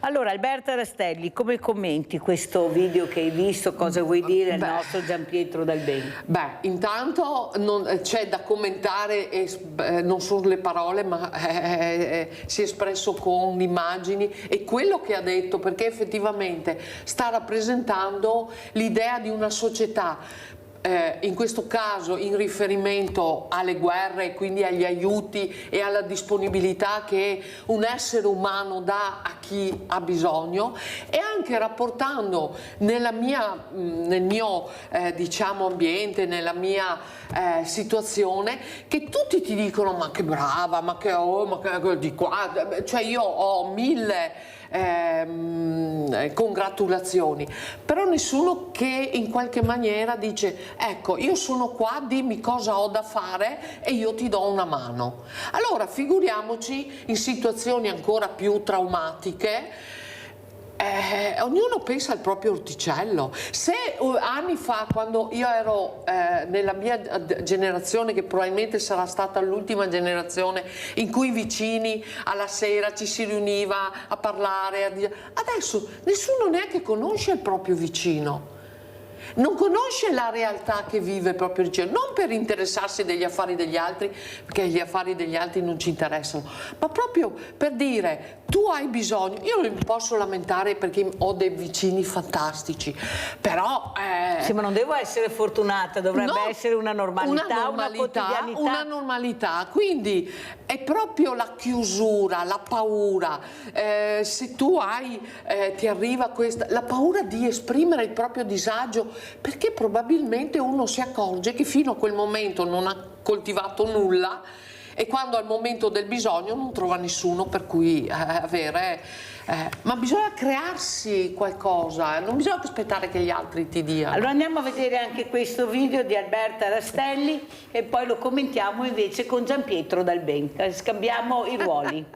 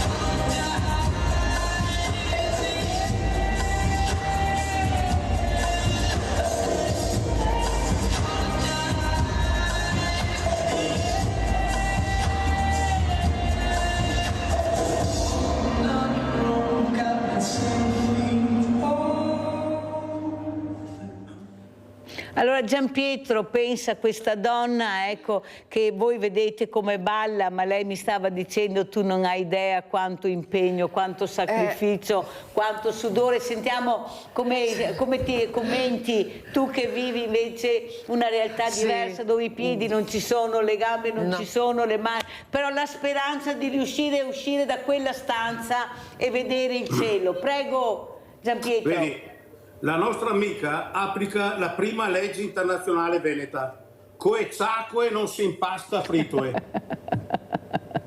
Basta volere e non piangersi addosso. Devi pensare che negli ultimi 5 anni, terremoto a Glina Petrinja in Croazia, la rotta balcanica, e negli ultimi 3 anni per l'Ucraina, perché siamo arrivati a 68 bilici. Il 68esimo è partito l'altro giorno, tra breve partirà il 69esimo. Abbiamo consegnato circa 200.000 di queste scatole piene di aiuti, 60-40-40. Una scatola vuota con un'etichetta in 3 lingue, con un adesivo particolare, eccetera, ci costa 3 euro. Per cui 200.000 scatole vuote per 3 euro, intanto sono 600.000 di spesa. Poi bisogna riempirle di 15-20 kg di aiuti di varia natura. Poi bisogna pagare i camionisti per far arrivare gli aiuti, in questo caso in Ucraina. Poi abbiamo sempre le famose religioni, i comuni, le province, le regioni e lo Stato che non ci fa neanche una piccola donazione liberale. In più dobbiamo pagare il 22% di IVA anche sull'acquisto delle scatole, cioè l'imposta sul valore aggiunto degli aiuti umanitari. No. Alberta, vai. No, io non posso assolutamente interferire con questo ragionamento, perché quando ci sono delle persone che danno la propria disponibilità mentale e fisica e gestire queste cose in un mondo in cui veramente manca tutto, perché la guerra e queste situazioni... Posso dire una cosa? Sì. Non ci confrontiamo mai con questi signori, la cosiddetta classe amministratrice politica contra L. Non hanno mai la forza di venire da noi e confrontarsi con noi. Con chi è che dobbiamo parlare? Certo. No, c'è qualche prete secondo te che viene in sede a smistare gli aiuti, tranne Don Emanuele che adesso è Assisi, o che viene in Ucraina, o che viene in Bosnia e Herzegovina, o che viene nei terremoti con noi? No. Giampietro, scusa, Allora, i giovani, come vedi i giovani, Giampietro, i giovani dicono, tutte le associazioni che vengono dicono che mancano i giovani nel mondo del volontariato per aiutare. Tu cosa dici? Per forza, perché siamo una classe politica non seria, non rappresentativa, non rappresentiamo più nessuno. Chi è che ha coraggio e ha la forza di contrastare, ad esempio, il volere di questa politica che ti dice di non andare a votare quando il voto è sacrosanto? Io sabato e domenica e tutta la settimana prossima sarò a rally in Albania con le moto. Non posso votare con raccomandata, con ricevuta, con PEC. Sono anni che a giugno vado in Albania a correre e non mi è consentito di esercitare il mio diritto. Io voglio votare. Non c'è un politico, si mettono a fare i pagliacci come ieri, seduti per terra in Parlamento, denigrando il Parlamento italiano, e questi dovrebbero essere classe dirigente a cui i giovani dovrebbero affidare le loro speranze.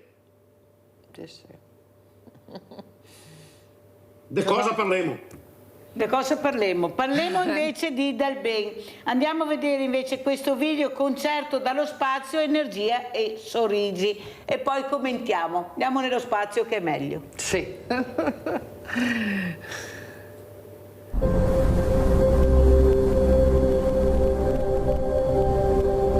3, 2, 1.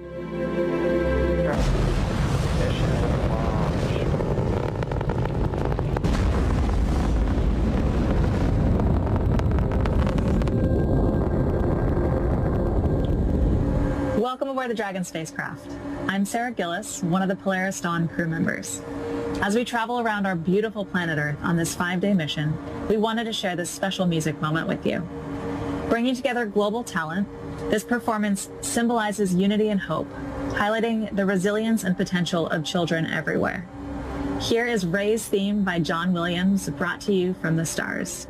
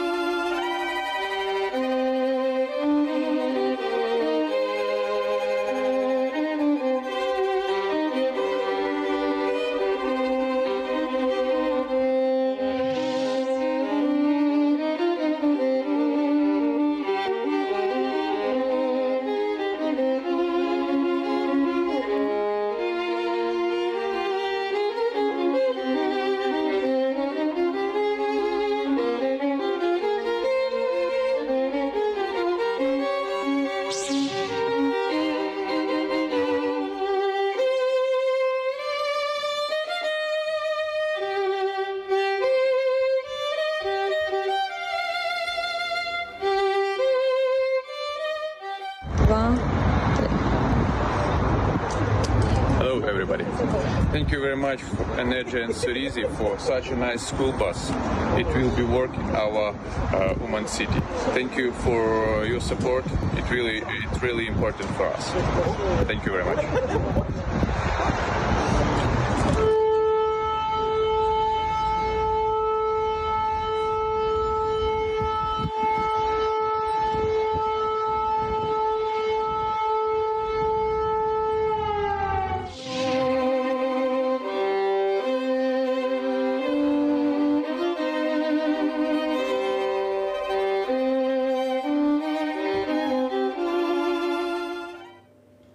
Senti Gianpietro, io facevo una riflessione con la nostra Alberta Rastelli, ma dove andranno a finire tutti questi orfani, questi bambini, questi ragazzi, queste vedove, come sopravviveranno? Se non ci fossero questi aiuti umanitari, come andrebbe a finire? E anche visto anche a Gaza quanta difficoltà, ma avete visto che immagini riusciamo a vedere grazie veramente a quelle persone che rischiano anche la vita per farci arrivare queste immagini? È una cosa raccapricciante nel 2025 dove abbiamo, come hai detto tu, i super milionari che si fanno i giretti nello spazio per divertimento. Prego. Una parte degli orfani delle zone di guerra sono stati rapiti dai russi e oggi sono in Russia. Se avete notato e avete sentito, quello lì è un autobus che abbiamo donato a un'associazione ucraina, l'abbiamo comprato e l'abbiamo fatto arrivare a Brevi Manu, 46 posti. A un certo punto sono scattate le sirene antimissile. L'altro giorno, quando eravamo in Ucraina, noi avevamo con un sistema particolare di controllo, avevamo sopra le nostre teste nei paraggi 35 droni russi che ci controllavano. In qualsiasi momento i russi sono in grado di fare partire i missili che non verrebbero intercettati dagli ucraini perché non hanno i Patriot, per cui in qualsiasi momento gli ucraini sono a rischio morte. Un cappellano militare 2 anni fa ci ha chiesto un grosso favore perché ha visto il mio pick-up e ci ha chiesto un pick-up per andare a prendere i feriti e soprattutto i morti in prima linea. E allora abbiamo fatto una colletta, abbiamo comprato un pick-up molto particolare, l'abbiamo attrezzato e l'abbiamo fatto arrivare a Mukachvo e da Mukachvo via treno a Kharkiv in prima linea.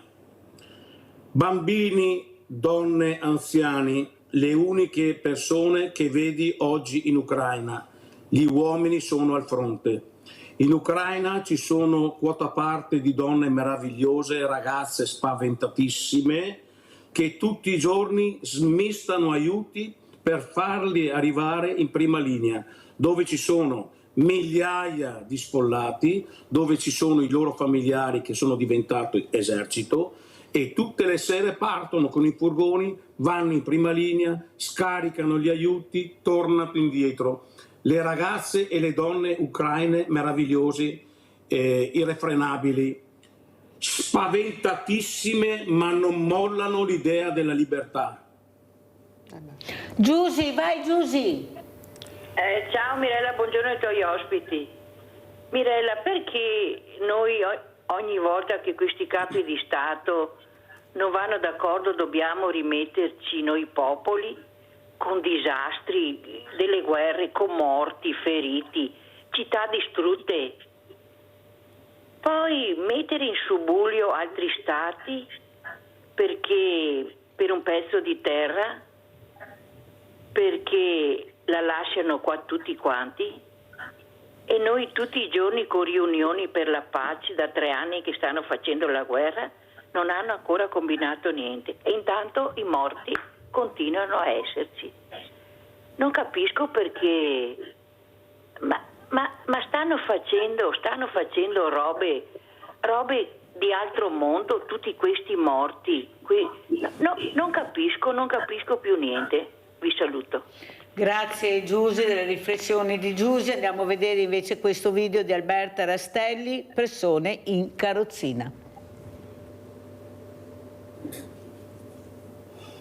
di tutti e non esiste normalità scritta come un progetto. No. Ognuno ha la sua normalità, anche la persona più normale diventa. Quindi una parola per dire. Attenta, per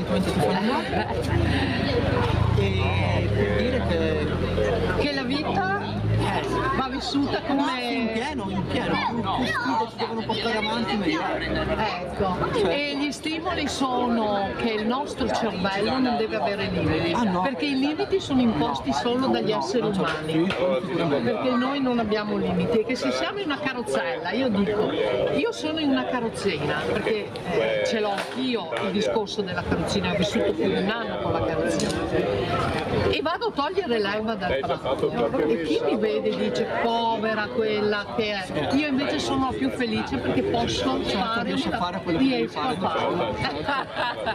Quindi avanti, senza fermarsi mai. Grazie mille e buon proseguimento. Abbiamo Vladimiro da Rovigo. Ciao Vladimiro.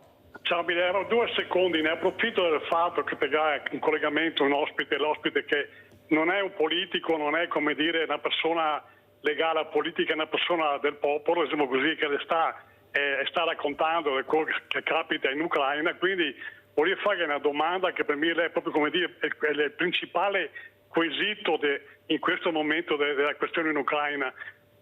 Dico che io non mi permetto di dire nulla agli ucraini, né di quello che deve fare o non deve fare, decide loro per loro. Però la domanda è questa: a suo parere, se può dare una risposta, perché può anche essere che non essendo un esperto politico o militare non lo sa, ma esiste una possibilità vera, reale, che gli ucraini possa vincere la guerra?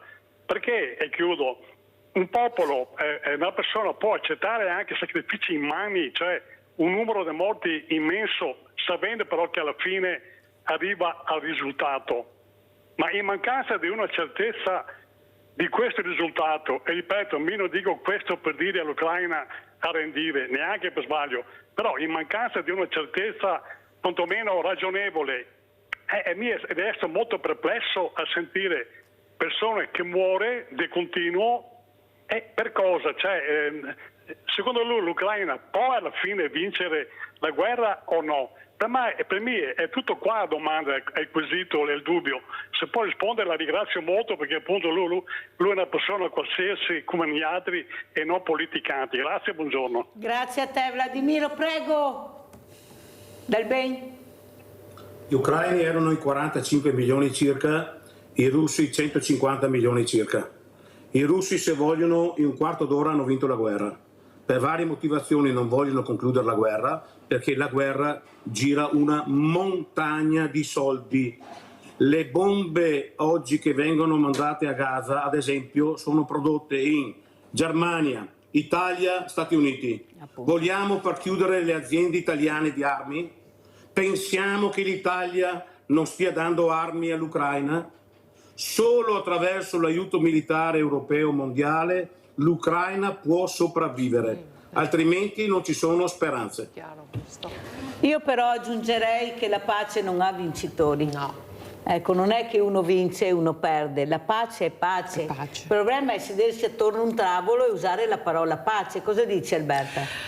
Allora, io ho una presunzione che se arrivi a un certo livello, quindi questi leader mondiali che arrivano al comando di una nazione, vuol dire che sanno qualcosa più del normale, della normale persona, di quello che sappiamo noi. Di quello che sappiamo noi. Quindi quando arrivano lì, che ci danno delle indicazioni perché possono arrivare lì, vuol dire che devono gestire in maniera ottimale la convenienza di una nazione. Ma se vediamo che che la convenienza è esclusivamente far soldi, e far soldi significa vendere le armi, perché solo attraverso le armi si possono fare un rientro, quindi non si arriverà mai al nome pace, perché chi determina la pace è quello che in qualche maniera inizia la guerra. e allora è sempre il cane che si mangia la coda.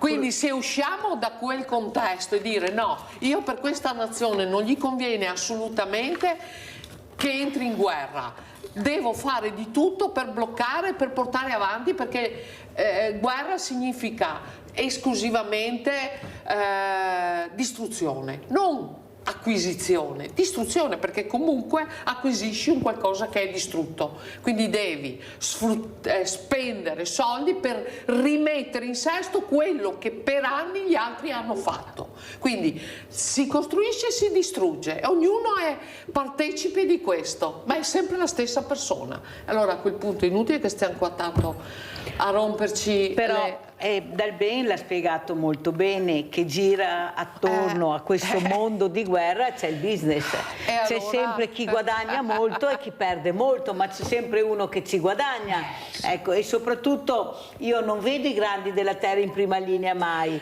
quando c'è il minimo pericolo sono già da altre parti, perché lo sanno, lo percepisco, però se ne vanno, perciò sono i civili, le persone per bene, sono quelle che veramente, ecco, poi ci rimettono la pelle, soprattutto come dicevi tu, per fortuna che c'è la scienza, la ricerca e la tecnologia, riusciamo anche a salvarli, grazie, però anche il mondo del volontariato che è là, che cura, solo quello. Cioè io non so se cosa farebbero. Dal Ben, questo mondo del volontariato che però, come dici tu, non viene aiutato, deve girare col commercialista, col notaio, io lo dico tutte le mattine, dobbiamo pagare per fare i volontari, ecco, cosa vuoi dire alla politica? Perché adesso potremmo anche dire, fra poco ci sono delle importanti elezioni, ecco, cosa vorresti dire alla politica che fino adesso fingeva di ascoltarci, pure abbiamo aiutato in tantissime, specialmente anche durante la pandemia, ma mi sembra che ci cambiano i nomi, ma sempre più burocrazia e più costi e meno volontari. Prego. Senza far nomi né cognomi, l'altra settimana a Verona il vice primo ministro Tajani di Forza Italia ha indetto un convegno sulla ricostruzione dell'Ucraina. Adesso, ma non ho mai visto nessun politico che abbia indetto una raccolta di coperte, vestiario, materiale didattico per i bambini che vogliono giocare ancora, materiale sanitario, letti, scarpe. E stiamo pensando alla ricostruzione dell'Ucraina. Noi non andiamo più a votare perché non abbiamo fiducia nei politici. A me non è concesso di votare visto che sarò fuori all'estero, altrimenti andrei a votare sempre. Ma la stragrande maggioranza delle persone che non ha più fiducia in questi politici non va più a votare, per cui ci troviamo delle persone elette che non sono rappresentative e che ancora qualcuno chiama leader. Cioè noi affidiamo la nostra vita senza andare a votare a delle persone di cui non abbiamo stima e pretendiamo che questi tirino fuori dall'asso della manica, tirino fuori l'asso per risolvere i mali del mondo. Come ho detto all'inizio, solamente Gandhi è partito a piedi per fare lo sciopero del sale e finché i cittadini non sceglieranno di scendere in piazza e andare in prima linea in massa, mai le guerre finiranno, mai. Abbiamo Sandra da Padova, vai Sandra. Ciao Mirella, buongiorno agli ospiti. Ho seguito con molto interesse i filmati, l'intervento, i complimenti alla signora Restelli per il ballo. Sì, brava. Io sono amante della musica del ballo, dunque ho apprezzato molto. Tornando al discorso della guerra, è chiaro che la guerra purtroppo porta morti, fame, bambini, però io, sai Mirella, io guardo tutto, ascolto tutto, leggo i giornali, però nel 2014 gli ucraini non è che si sono tanto risparmiati con quello che hanno fatto al Donbass, perché io ho visto dei servizi, addirittura dei giornalisti sono morti, prendevano i bambini e giocavano a palla. Allora io credo che c'è una vendetta reciproca e purtroppo Mirella, anche sto Zelensky, scusami, per carità, io non sono nessuno, però posso dire quello che penso. Allora, sto Zelensky è pieno di soldi, ha una villa qua in Italia all'Isola di Camaiore, ha soldi all'estero. Allora io mi chiedo, nessuno protesta per questa cosa, perché lo sanno tutti. Poi è chiaro che Putin è un dittatore, lo sappiamo tutti, è sempre stato. Dunque, però, continuano a fare le sanzioni, continuano a mandare armi, ma che cavolo di pace volete fare se anche l'Europa stessa, la Merkel, vuole la von der Leyen, vuole la Truppen, la chiamo Truppen, che vuole mandare armi continuamente, e noi dobbiamo tirar fuori il 2% di armi, il 2%, dopo tra 2 anni il 5%. Ma scusate, ma mettetevi in Italia, da quando c'è la guerra e tutto quello che è successo, l'Italia paga di più il gasolio, la benzina e tutto quello che ci va dietro. Ma scusatemi, a un certo punto è proteste, però ieri quando ho visto in Parlamento tutti seduti per terra, scusa, è disonorevole. Dico questo perché ci deve essere un confronto sulle basi di un confronto che ognuno dice la sua, però ci deve essere un confronto. La protesta non è andare con le bandierine, fare danni, perché poi sappiamo cosa succede. Dai, cioè il mondo, io vedo che non cambia niente. Scusatemi e buona giornata. Grazie cara Sandra, tanto è vero, sono anni che io dico che il Parlamento è diventato un circo. Ecco, dovrebbe essere proprio il vertice dell'etica, della serietà. Invece, capito, prima uno dopo l'altro è diventato veramente un circo. Pensate per i giovani che messaggio. Ma siccome tu hai citato più volte il Donbass, sentiamo invece, visto che tutti lo interpretano alla sua maniera, chi dice una cosa, chi dice un'altra, come interpreta quella riflessione che faceva Sandra sul Donbass, Gianpietro Dal Ben. All'inizio della guerra, ripeto, che in realtà è un'aggressione, la von der Leyen ha detto che mai i russi sarebbero entrati in Ucraina. La von der Leyen, Presidente del Parlamento europeo, non è stata eletta da nessun cittadino europeo. Dopo una settimana il Papa Marketing, Papa Francesco, ha detto che agli ucraini devono essere consegnati le armi per difendere casa loro. Qual è la pace? Cosa si intende per pace? Riflettiamo su quello che dice Gianpietro, però sto Donbass pesa molto sull'opinione pubblica, perché ognuno riceve o vuole sentire o vuole vedere o è andato a informarsi sulle notizie. Scusami, ma sta gente che parla è mai stata in Ucraina? Questi filosofi della pace, della ricostruzione in Ucraina, sono mai andati in Ucraina in prima linea? Ma sanno cos'è l'onore, l'orgoglio, la dignità, la difesa della bandiera? Noi facciamo la festa della liberazione e santifichiamo i partigiani, e adesso che ci sono i partigiani che difendono l'Ucraina invasa, detestiamo gli ucraini. Il Papa ha detto: date le armi agli ucraini, si devono difendere, sono aggrediti. Ieri è stata votata finalmente una legge che se uno viene a casa tua e ti sequestra la casa, viene arrestato in flagrante. Quota parte di italiani non sono d'accordo, perché poverini, chi non ha la casa li dobbiamo aiutare, poverini. Mi faccio 20 ore di lavoro al giorno e ai poverini è consentito di rubarti la casa, di rubarti la regione, di rubarti la nazione, di farti ammazzare la famiglia. E dovremmo fare la pace di che cosa?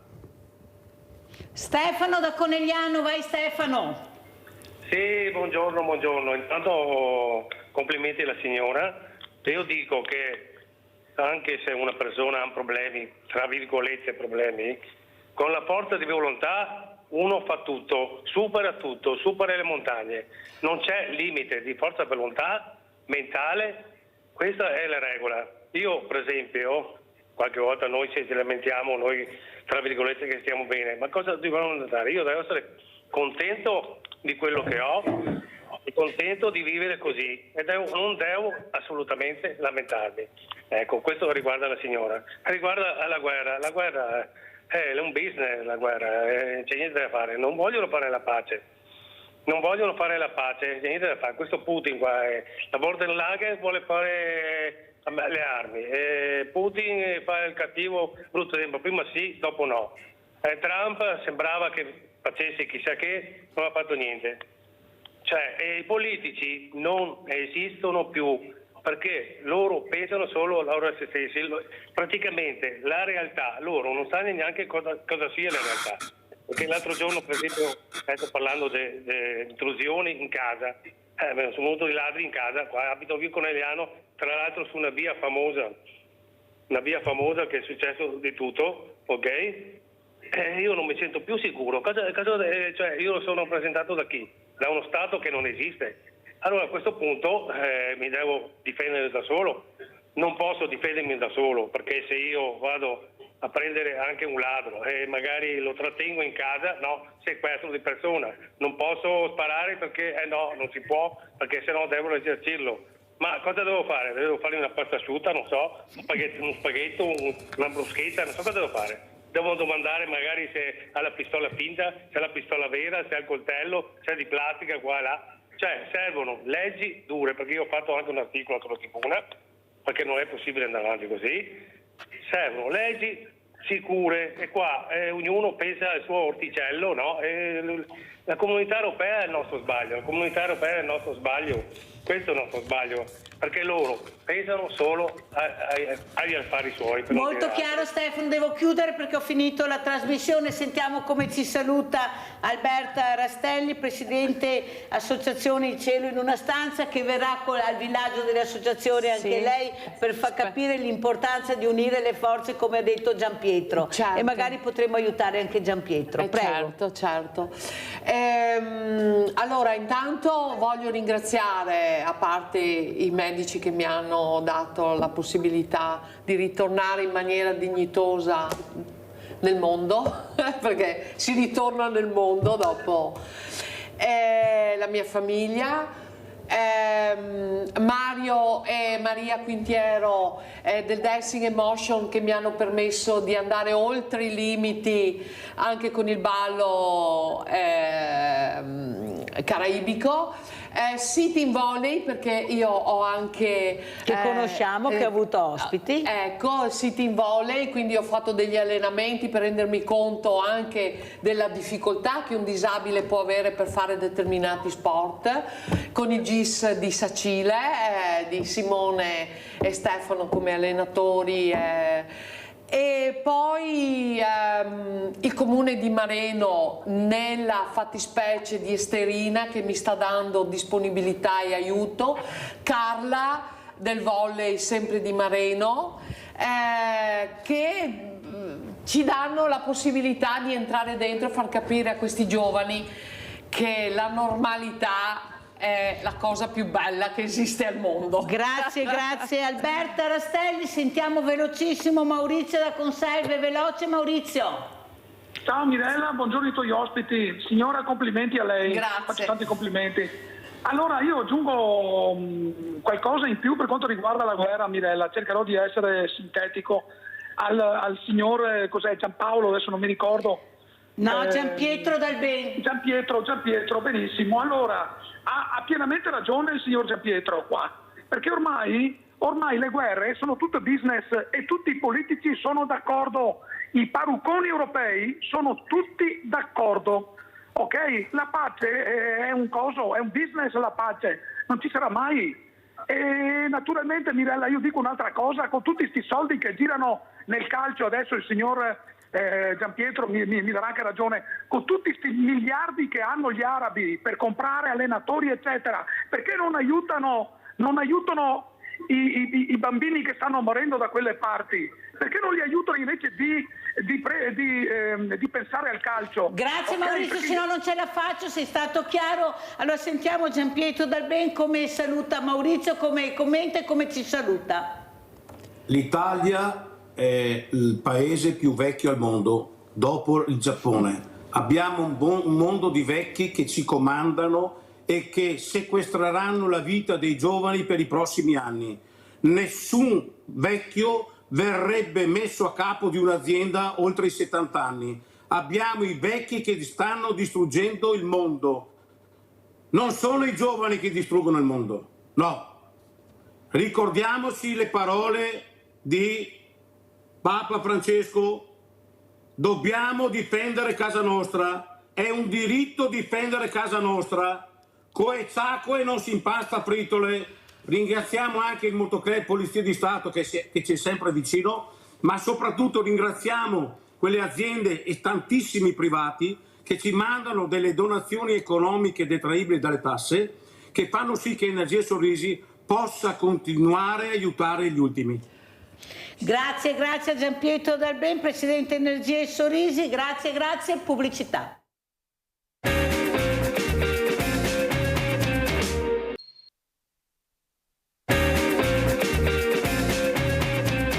Presento altri graditissimi ospiti, abbiamo in presenza Guido Bertolazzi, capogruppo Fratelli d'Italia a Treviso. Grazie Bertolazzi di essere qui. È rimasta la nostra Alberta Rastelli, Presidente Associazione Il Cielo in una stanza. Buongiorno, perché grazie. Si è dimenticata di fare dei ringraziamenti e lei ci tiene tantissimo.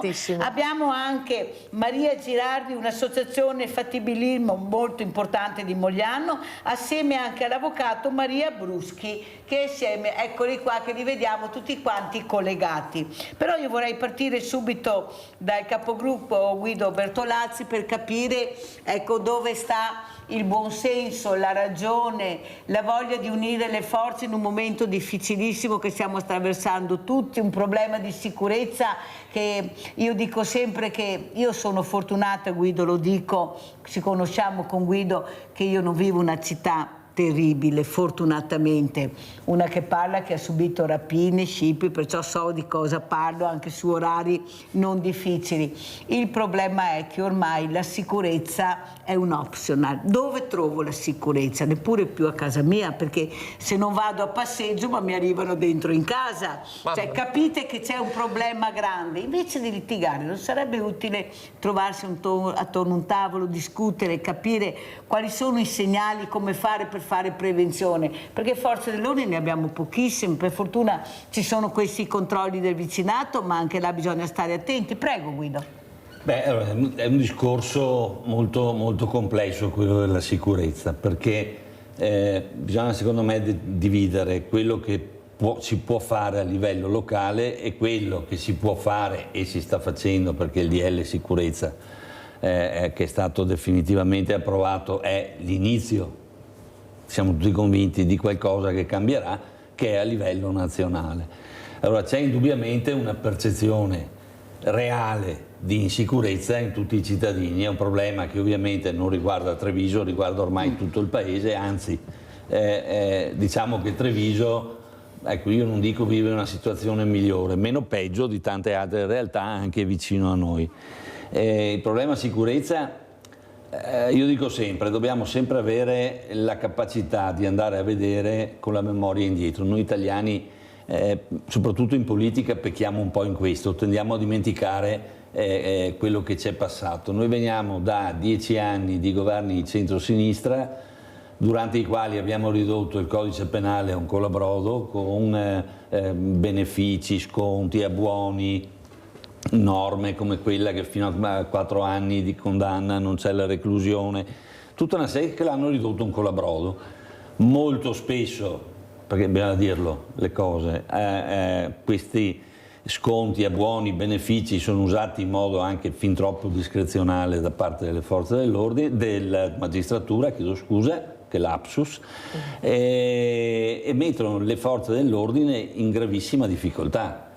Gravissima difficoltà che non è solo dovuta ai numeri, perché la norma che prevede un regolamento tra quelli che vanno in quiescenza e quelli che vengono poi assunti, con un rapporto di 1 a 5, ma non vorrei dire una sciocchezza, comunque con un rapporto veramente minimo di nuove assunzioni, il personale è ridotto all'osso, quindi hanno una enorme difficoltà, ma sono anche impediti da regole di ingaggio che di fatto impediscono di svolgere quello che è il loro compito, cioè nel migliore dei modi, con sicurezza.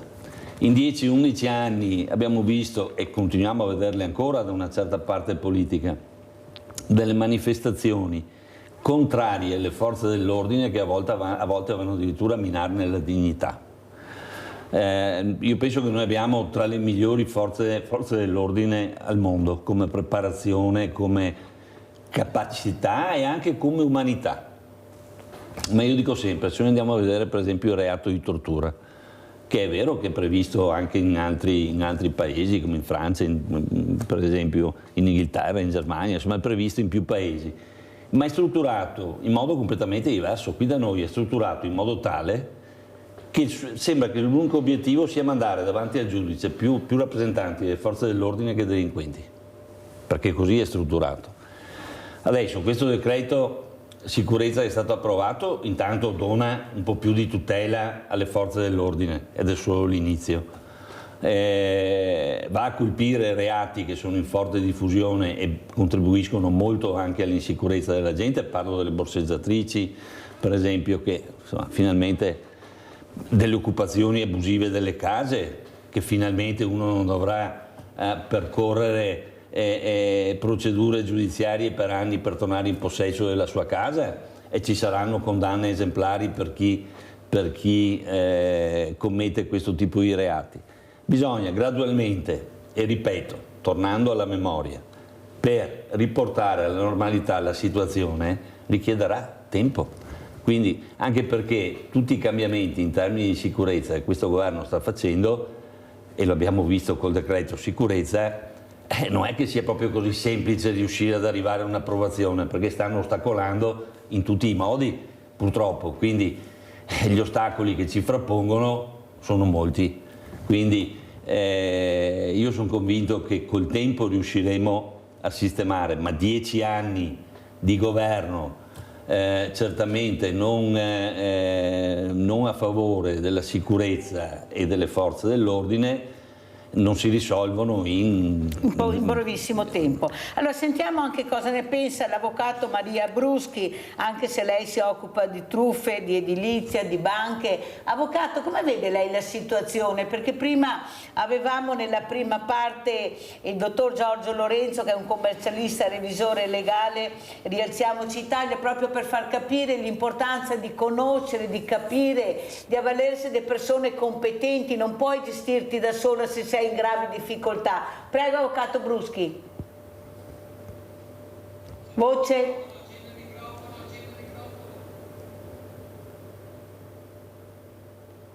Mi sentite? Sì, adesso sì, avvocato, sì, la sento, perfetto. Prego. Allora, sicuramente è fondamentale avere un supporto, perché quando uno si fa giustizia da sé avrebbe anche ragione, e io accolgo tutti questi argomenti che sono fondamentali per la sicurezza dei cittadini veneti, però rischia anche di a sua volta incorrere in pesanti sanzioni penali, quindi purtroppo tante volte la legge poi se la prende anche con quello che si istigato e cerca di farsi giustizia da sé, lo fa senza avvalersi dei professionisti che possono dargli delle indicazioni importanti. Allora la cosa più importante logicamente è non fare delle azioni azzardate, perché dopo si paga molto in maniera cara questo genere di atteggiamenti, hai capito? Per cui bisogna avere un supporto, questo è fondamentale, per cui anche capire quella che è la legge e cosa la legge ti consente di fare, d'accordo? Questo è importantissimo, ecco, non so se era questo il tema che sì, era questo, però avvocato, quello che io non riesco a capire, perché ci sono anche, e l'ho sentito anche con l'avvocato Golisciani, che è anche sindaco di Casale, la possibilità di uscire, anche di essere un po' tutelato, di essere accompagnato magari anche in certi debiti, ma non si conosce. È possibile, lo dico anche a Bertolazzi, che non si potrebbe aprire uno sportello dedicato a questo, dove il piccolo imprenditore, l'artigiano, il commerciante in un momento di difficoltà si rivolge a questo sportello per capire chi può aiutarlo, come fare, perché gli aiuti ci sono ma non si conoscono. E questo creo tanti sportelli alla fine come il volontariato, un paio di mosche in mano e non riusciamo ad aiutare. Possibile, Bertolazzi, lo dico anche all'avvocato Bruschi, che non si riesca a unire le forze e capire che abbiamo necessità, bisogno di questo sportello per capire il percorso da fare, perché sono anche percorsi che costano, a volta, bisogna avere la possibilità economica di... Ecco, non si può sempre andare solo dall'avvocato, bisogna capire anche quale avvocato, chi si occupa di questo. Cosa dice avvocato Bruschi? Uno sportello che indichi, perché ci sono delle vie per aiuto. No, allora non c'è ad oggi la possibilità di uno sportello dedicato a situazioni specifiche, e questo è una grande pecca anche della nostra regione, perché poi queste cose dovrebbero essere gestite a livello regionale. E una cosa, questa fondamentale, perché la gente non sa come difendersi. Un tema che io oggi volevo portare all'attenzione, l'ho scritto tardi ma è importantissimo, sono ad esempio i sostentamenti per le RSA che vengono richieste ai malati di Alzheimer alle famiglie. Ad esempio esiste una legge che consente di non chiedere ai familiari e ai malati il pagamento delle prestazioni sanitarie, ovvero sia della retta. Questa cosa nessuno lo sa. Allora ho fatto io un video alcuni mesi fa spiegando bene come stanno le cose, che ci sono tantissime sentenze che annullano queste rette. Allora parliamo di 1 milione di malati di Alzheimer in tutta Italia e 3 milioni parenti che pagano. Loro non sanno che la legge gli consentirebbe di non pagare le rette. Credetemi che questo dramma familiare è un dramma comunissimo, perché queste malattie neodegenerative come l'Alzheimer, la demenza senile stanno dilagando in maniera paurosa. Andiamo a vedere il video, devo correre avvocato, se no non ce la faccio, siamo anche in tanti, andiamo a vedere il video dell'avvocato Bruschi. Amici, molto spesso abbiamo parlato della tutela dei più deboli, delle persone che sono invalide, delle persone che hanno una disabilità, che hanno bisogno di una mano. Oggi parliamo dei malati di Alzheimer, dei malati di demenza, malati anche neurologici degenerativi che hanno delle problematiche, ma parliamo del caso in cui la legge non viene rispettata, ed ecco perché ci tengo che questo video venga veicolato, perché è importante che tutti conoscano quella che è la legge, proprio per tutelare i più deboli. Ebbene, oggi vi parlo appunto dei problemi non solo dei malati di Alzheimer o di demenza che vengono appunto ricoverati, ma dei problemi che hanno i parenti che devono sostenere dei costi ingenti per le rette presso le RSA. Beh, forse non lo sapevate, ma le RSA questi costi non devono chiederli, perché, e questo lo dice la legge, ma lo dice soprattutto la Cassazione e lo dicono le sentenze che ormai di merito, dei tribunali di merito, si stanno espandendo su tutto il territorio. Nel caso in cui la prestazione sanitaria è prevalente rispetto a quella assistenziale, allora deve farsi carico della retta il sistema sanitario nazionale o regionale. Purtroppo questo principio fondamentale non viene tenuto presente dalle RSA, che continuano in maniera discriminatoria ad applicare e a chiedere ai parenti affette da queste gravi malattie il pagamento puntuale della retta. Bene, proprio su questo tema posso citarvi, già nel 2012 la Cassazione aveva condannato la restituzione agli eredi di una malata di Alzheimer di oltre 100.000 euro, ma andiamo avanti, abbiamo un'ordinanza molto recente della Corte di Cassazione 13.714 che conferma il principio e dice che anche se c'era una previsione diversa, anche se veniva applicato con tanto di contratto sottoscritto dai parenti e appunto del malato, la Corte riconosce la restituzione di quanto indebitamente pagato. Il Tribunale di Firenze ha condannato per lo stesso motivo la RSA alla restituzione delle cifre il 15 febbraio 2023, dichiarando che nulla era dovuto dalla paziente e dal marito ricoverato presso la RSA. E naturalmente abbiamo tantissime altre sentenze, abbiamo il Tribunale di Monza nel 2017, la sentenza 1964, ma abbiamo anche le sentenze del Tribunale di Roma,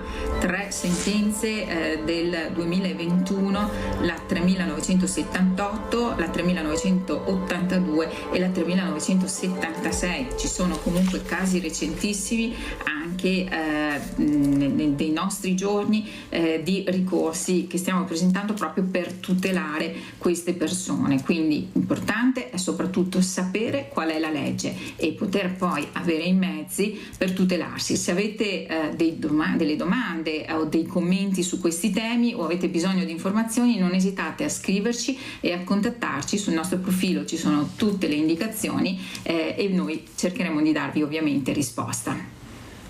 Allora, avvocato Bruschi, penso sia una cosa fondamentale, diceva anche il nostro Guido Bertolazzi, che non capiva, non sapeva, non conosceva, perché non si fa rete? Lei sta dando delle informazioni utilissime che però se non si conosce non si fa, non si va avanti, perché non si conosce. Prego, avvocato, e lei grazie anche per questo video. Allora, questo video ha avuto più di 1 milione di visualizzazioni, abbiamo avuto tantissimi contatti, assistiamo anche a un'associazione, però tutti sono stupiti e mi continuano a ringraziare di aver finalmente scoperto questa importante informazione che viene naturalmente sottaciuta dal nostro sistema sanitario, fondamentalmente regionale, per cui finché uno non si attiva, non fa causa, questi soldi non li rivede indietro. Tante famiglie sono sul lastrico per pagare le degenze presso le RSA e tante sono coinvolte in situazioni Avvocato già da un dramma Guido Bertolazzi voleva malato, sapere se poteva mettersi in contatto con lei per capire anche come unire le forze per aiutare, se posso dare il suo numero. Grazie. Avvocato, perché veramente qua bisogna iniziare a fare rete, non c'è colore politico, qua bisogna aiutare la comunità tutti assieme senza guardare il rosso, il giallo, il verde e l'arancione come fa Mirella. Andiamo a conoscere anche un'altra ospite che viene appunto da Mogliano, prego. Che conosciamo quest'altra associazione. Maria Girardi, Maria Assessore, cosa ci racconta di questa associazione? Mi scusi, ma dobbiamo correre perché il tempo è tiranno.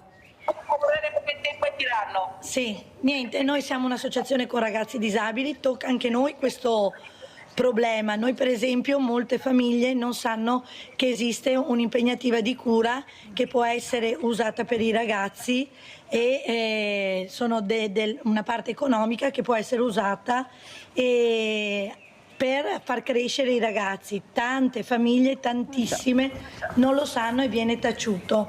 Anche questo è un bel problema perché c'è chi fa tante cose, tante visite mediche, tante attività per far migliorare i ragazzi e questo potrebbe essere di grande aiuto per le famiglie. Grazie all'avvocato che contatterò anche io per queste cose. Noi siamo un'associazione di Mogliano, abbiamo 43 ragazzi con varie disabilità e qualcuno ha anche qualche problema di Alzheimer, per esempio. Allora Maria Girardi, le dico una cosa, che noi dal 10 al 13 luglio abbiamo riunito proprio al Parco del Sile, abbiamo creato il villaggio delle associazioni, perché purtroppo c'è il problema che siamo in tanti ma non ci conosciamo, non sappiamo chi siamo e cosa facciamo e questo non porta utilità alla comunità, ma porta disinformazione. Dobbiamo unire le forze, aiutarci, capire chi siamo, chi deve fare cosa, chi può aiutare chi, se no non ne veniamo fuori. Dobbiamo iniziare a unire le nostre forze e fare rete. Sono più di 120 associazioni che parteciperanno a questo villaggio delle associazioni, perciò io le manderò tutta quanta la documentazione se anche lei vorrà partecipare, perché unire le forze in questo momento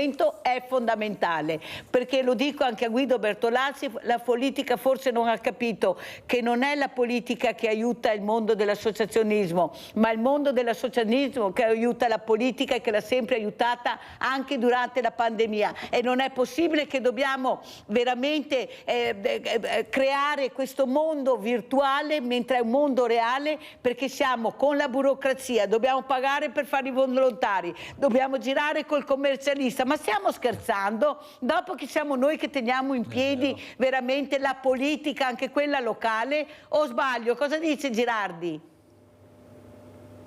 Concordo pienamente, perché anche noi abbiamo tantissime difficoltà come associazione, la politica non ci aiuta. Noi da poco abbiamo anche inaugurato una nuova casa che è un'abitazione per i ragazzi e quindi fondamentale fare rete, assolutamente. Lo dimostra il numero che si sono iscritti a questo villaggio proprio per conoscerci. Abbiamo già fatto un pre-incontro ed è andata veramente molto bene, addirittura vengono dai Friuli.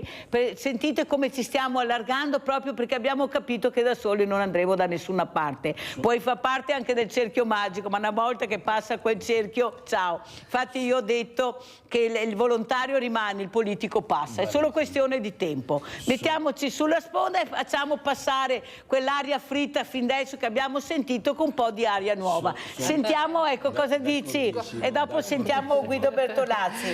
Allora. Concordo pienamente, quindi sono dentro in questo mondo, mi sto impegnando per stare in questo mondo. Fai i ringraziamenti che non passiamo? Ecco, ringrazio lo studio di personal trainer Taufit di Sacile, che è un centro sportivo che in 12 anni mi ha ristabilito fisicamente e quindi anche psicologicamente, perché il cervello deve essere in contatto con il fisico, e quindi lo ringrazio, Stefano Chiesa.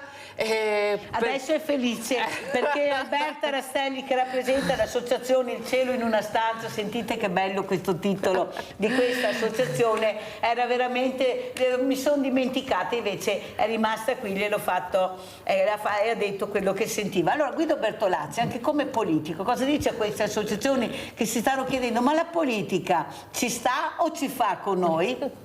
Allora, io mi trovo assolutamente d'accordo su tutto. E come dicevo prima nell'intervallo, io ammetto che sono venuto a conoscenza di gran parte del mondo associazionistico quando sono entrato poi in consiglio comunale, perché per forza di cose eccetera, altrimenti non lo conoscevo, perché il problema è proprio quello, cioè noi sappiamo tutti quanto la solidarietà in Italia sia fondamentale, questo lo sappiamo tutti. Quello che in pochi sanno è a chi e dove rivolgersi nel caso di un bisogno, e questo va dalla sanità all'accompagnamento, alla tutela. E io adesso riflettevo ascoltando quello che voi dite, penso che se la politica invertisse il suo ruolo e diventasse lei a volte megafono delle associazioni, sarebbe una cosa utile non solo per le associazioni ma anche per la politica, che potrebbe a volte dare dei segnali di concretezza a 360 gradi, mi ci metto in mezzo anch'io, di concretezza più forte.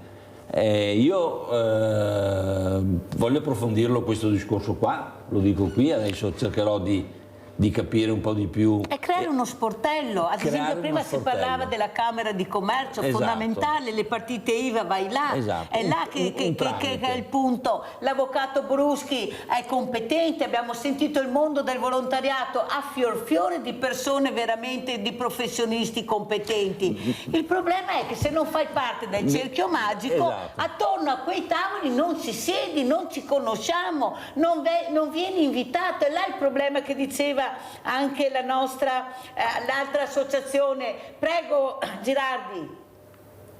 Sì, appunto, è difficile se non hai rete e se non hai conoscenze. Purtroppo la politica va a dare dove già c'è, e dove non c'è è difficile poi trovare i sostentamenti. Noi stiamo lavorando tantissimo con 46 ragazzi dalla mattina alle 8:30, alle 6:30 del pomeriggio, però siamo da soli, o siamo noi che ci diamo da fare da soli, altrimenti è molto complicato. Anche la parte proprio burocratica, il discorso avvocati, tante cose non si sanno ed è un peccato, perché diventerebbe molto più semplice per una famiglia anche lasciare il ragazzo in un'associazione senza troppe difficoltà. Brava Maria Girardi, brava, che hai detto siamo soli, dobbiamo unire le forze, la politica prima o poi ci deve ascoltare, non c'è niente da fare, di là passano Maria, di là passano, è solo questione di tempo, stai tranquilla che passeranno. Io faccio come i giapponesi, scedo sull'altra sponda e aspetto che il cadavere del nemico passi, perché non c'è niente da fare, abbiamo dato tanto ed essere ripagati in questa maniera è veramente abominevole, veramente una cosa che io non riesco più a sopportare. Avvocato Bruschi, ecco, vediamo con quale messaggio vuole lasciarci. Prego avvocato, poi vi scambierete i numeri con Bertolazzi. Volentieri. Bisogna informare le famiglie che hanno bisogno bisogna assisterle, bisogna dare fondi per queste assistenze e per rendere disponibili questi fondi anche alle strutture, perché è chiaro che nessuno vive d'aria, quindi anche le strutture hanno bisogno, ma non possono assalire le famiglie che sono sul lastrico, e le famiglie sono veramente alla disperazione. Quando parliamo di veneti schiacciati, qui sono proprio schiacciati, quindi aiutarsi, grazie a voi che fate anche queste trasmissioni importantissime per dare l'informazione e muovere il mondo della politica in questo senso, che è proprio l'unico modo per sostenere i propri cittadini. Sono assolutamente d'accordo, quindi auspico che venga accolta questo nostro invito. Grazie Avvocato Bruschi, sono proprio contenta di averla invitata questa mattina, e se sia anche un rappresentante politico, uno dei tanti che veramente passa. Ieri eravamo collegati con Bruxelles con 2 europarlamentari per portare avanti l'airbag obbligatorio ai motociclisti. Qualcosa stiamo cercando anche noi di mettere questa goccia nell'oceano, però bisogna essere uniti. Guido Bertolazzi, come ci saluta, con quale messaggio? Il messaggio, più che lasciarlo io, devo dire che l'ho ricevuto oggi, quindi è un messaggio importante, certamente per quel che mi riguarda consoliderò la mia idea che io per primo che faccio politica spostare l'attività più sul concreto che su magari gli aspetti delle diatribe puramente politiche e cercare di guardare un po' più la realtà, quello sicuramente dobbiamo farlo. Sarò molto contento di contattare l'avvocato Bruschi e anche di partecipare dall'11 al 13 luglio. Dal 10 al 13 luglio alla centrale. Assolutamente. Noi inviteremo tutti e poi vedremo.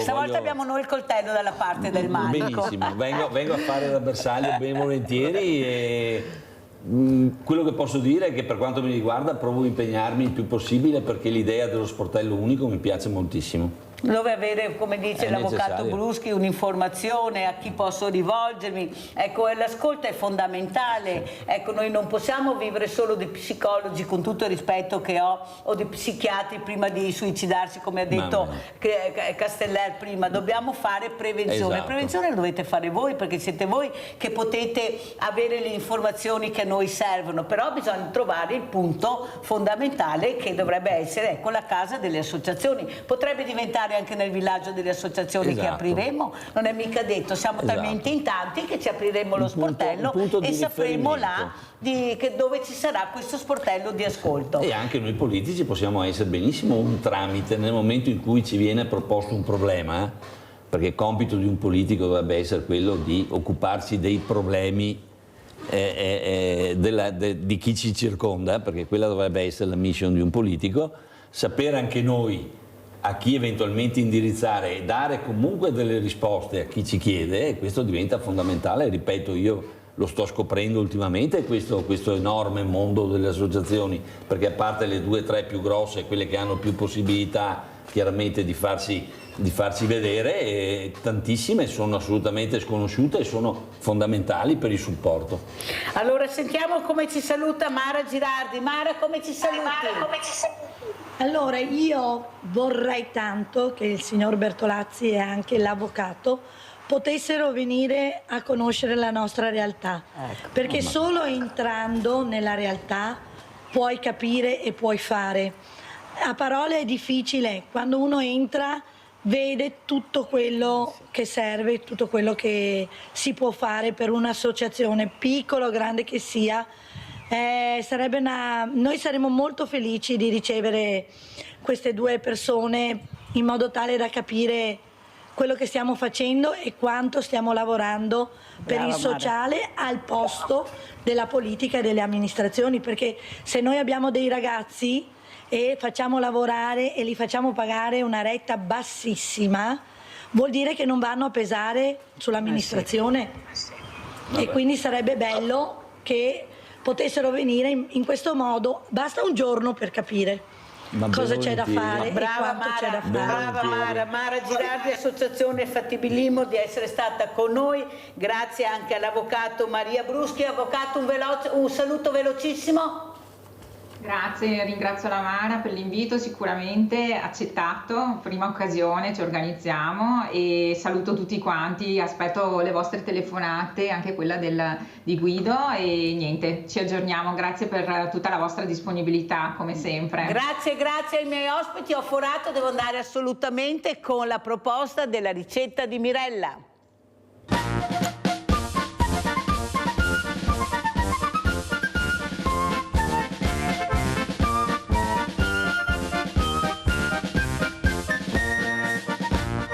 Bentornati con noi pure oggi.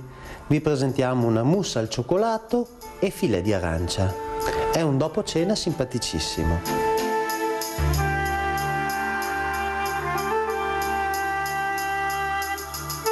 Iniziamo con gli ingredienti. Useremo del cioccolato fondente già tagliato a pezzettini, avremo bisogno di alcune arance, un po' di Grand Marnier, della panna che metteremo a montare, un po' di cacao in polvere amaro e 4 tuorli d'uovo. La prima operazione da fare è quella di mettere a sciogliere il cioccolato bagnomaria.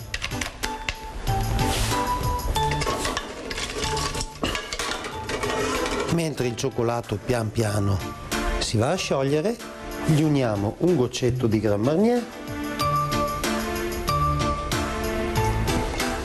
e poi andiamo a montare la panna. Potete montarla tranquillamente anche con un frullatore di casa.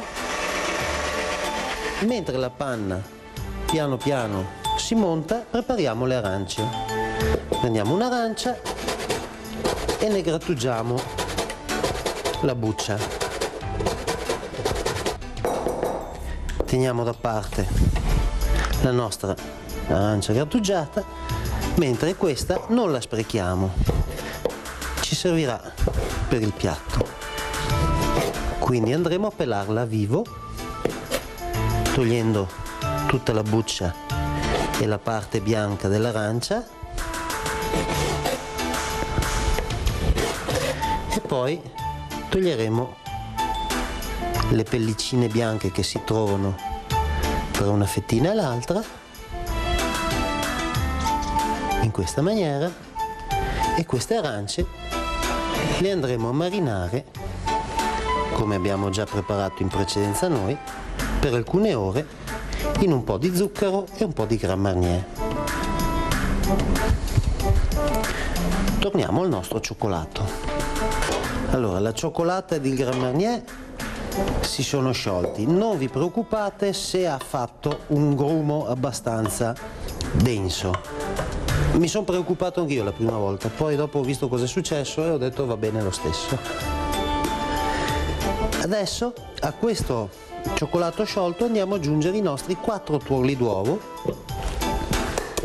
uno alla volta, andando a unirli piano piano, e vedrete che il composto torna a essere, come potete vedere già con il primo tuorlo, morbido nuovamente. Questo fuori dal fuoco, chiaramente, perché l'uovo non deve cuocere. Uno alla volta li aggiungiamo tutti 4.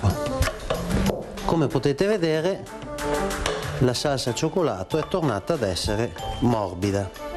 Ora prendiamo la panna che abbiamo montato in precedenza e ci aggiungiamo il cacao. Pure qui, come vedrete adesso, girando con la frusta la panna e il cioccolato, il cacao amaro, si formerà un composto abbastanza denso. Non preoccupatevi lo stesso nuovamente. Aggiungiamo la buccia d'arancio, giriamo bene il tutto e poi questa massa andremo ad unirla alla cioccolata sciolta in precedenza.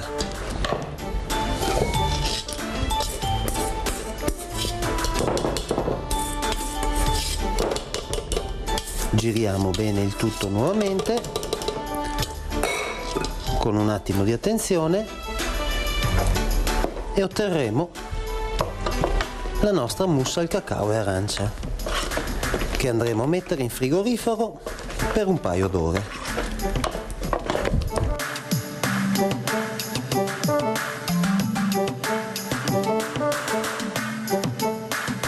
Questa è la massa che metteremo in frigorifero e noi abbiamo già preparato le palline raffreddate. Abbiamo usato un attrezzo per fare le palline di gelato, oppure possiamo usare tranquillamente anche un paio di cucchiai e creiamo delle piccole quenelle che andremo a disporre sul piatto.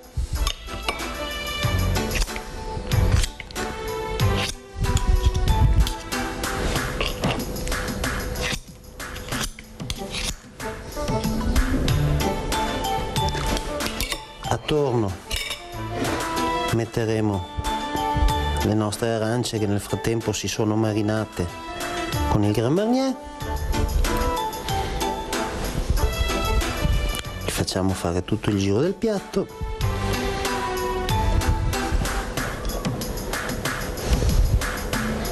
E concludiamo con una bella spruzzata di zucchero a velo e un po' di panna montata addizionata con un po' di sciroppo alla menta, che con il cioccolato lega benissimo. Noi usiamo questo sifone, ma si può ottenere lo stesso risultato anche con un sacco di tela da pasticciare. Ed ecco a voi un piattino simpatico e soprattutto delizioso.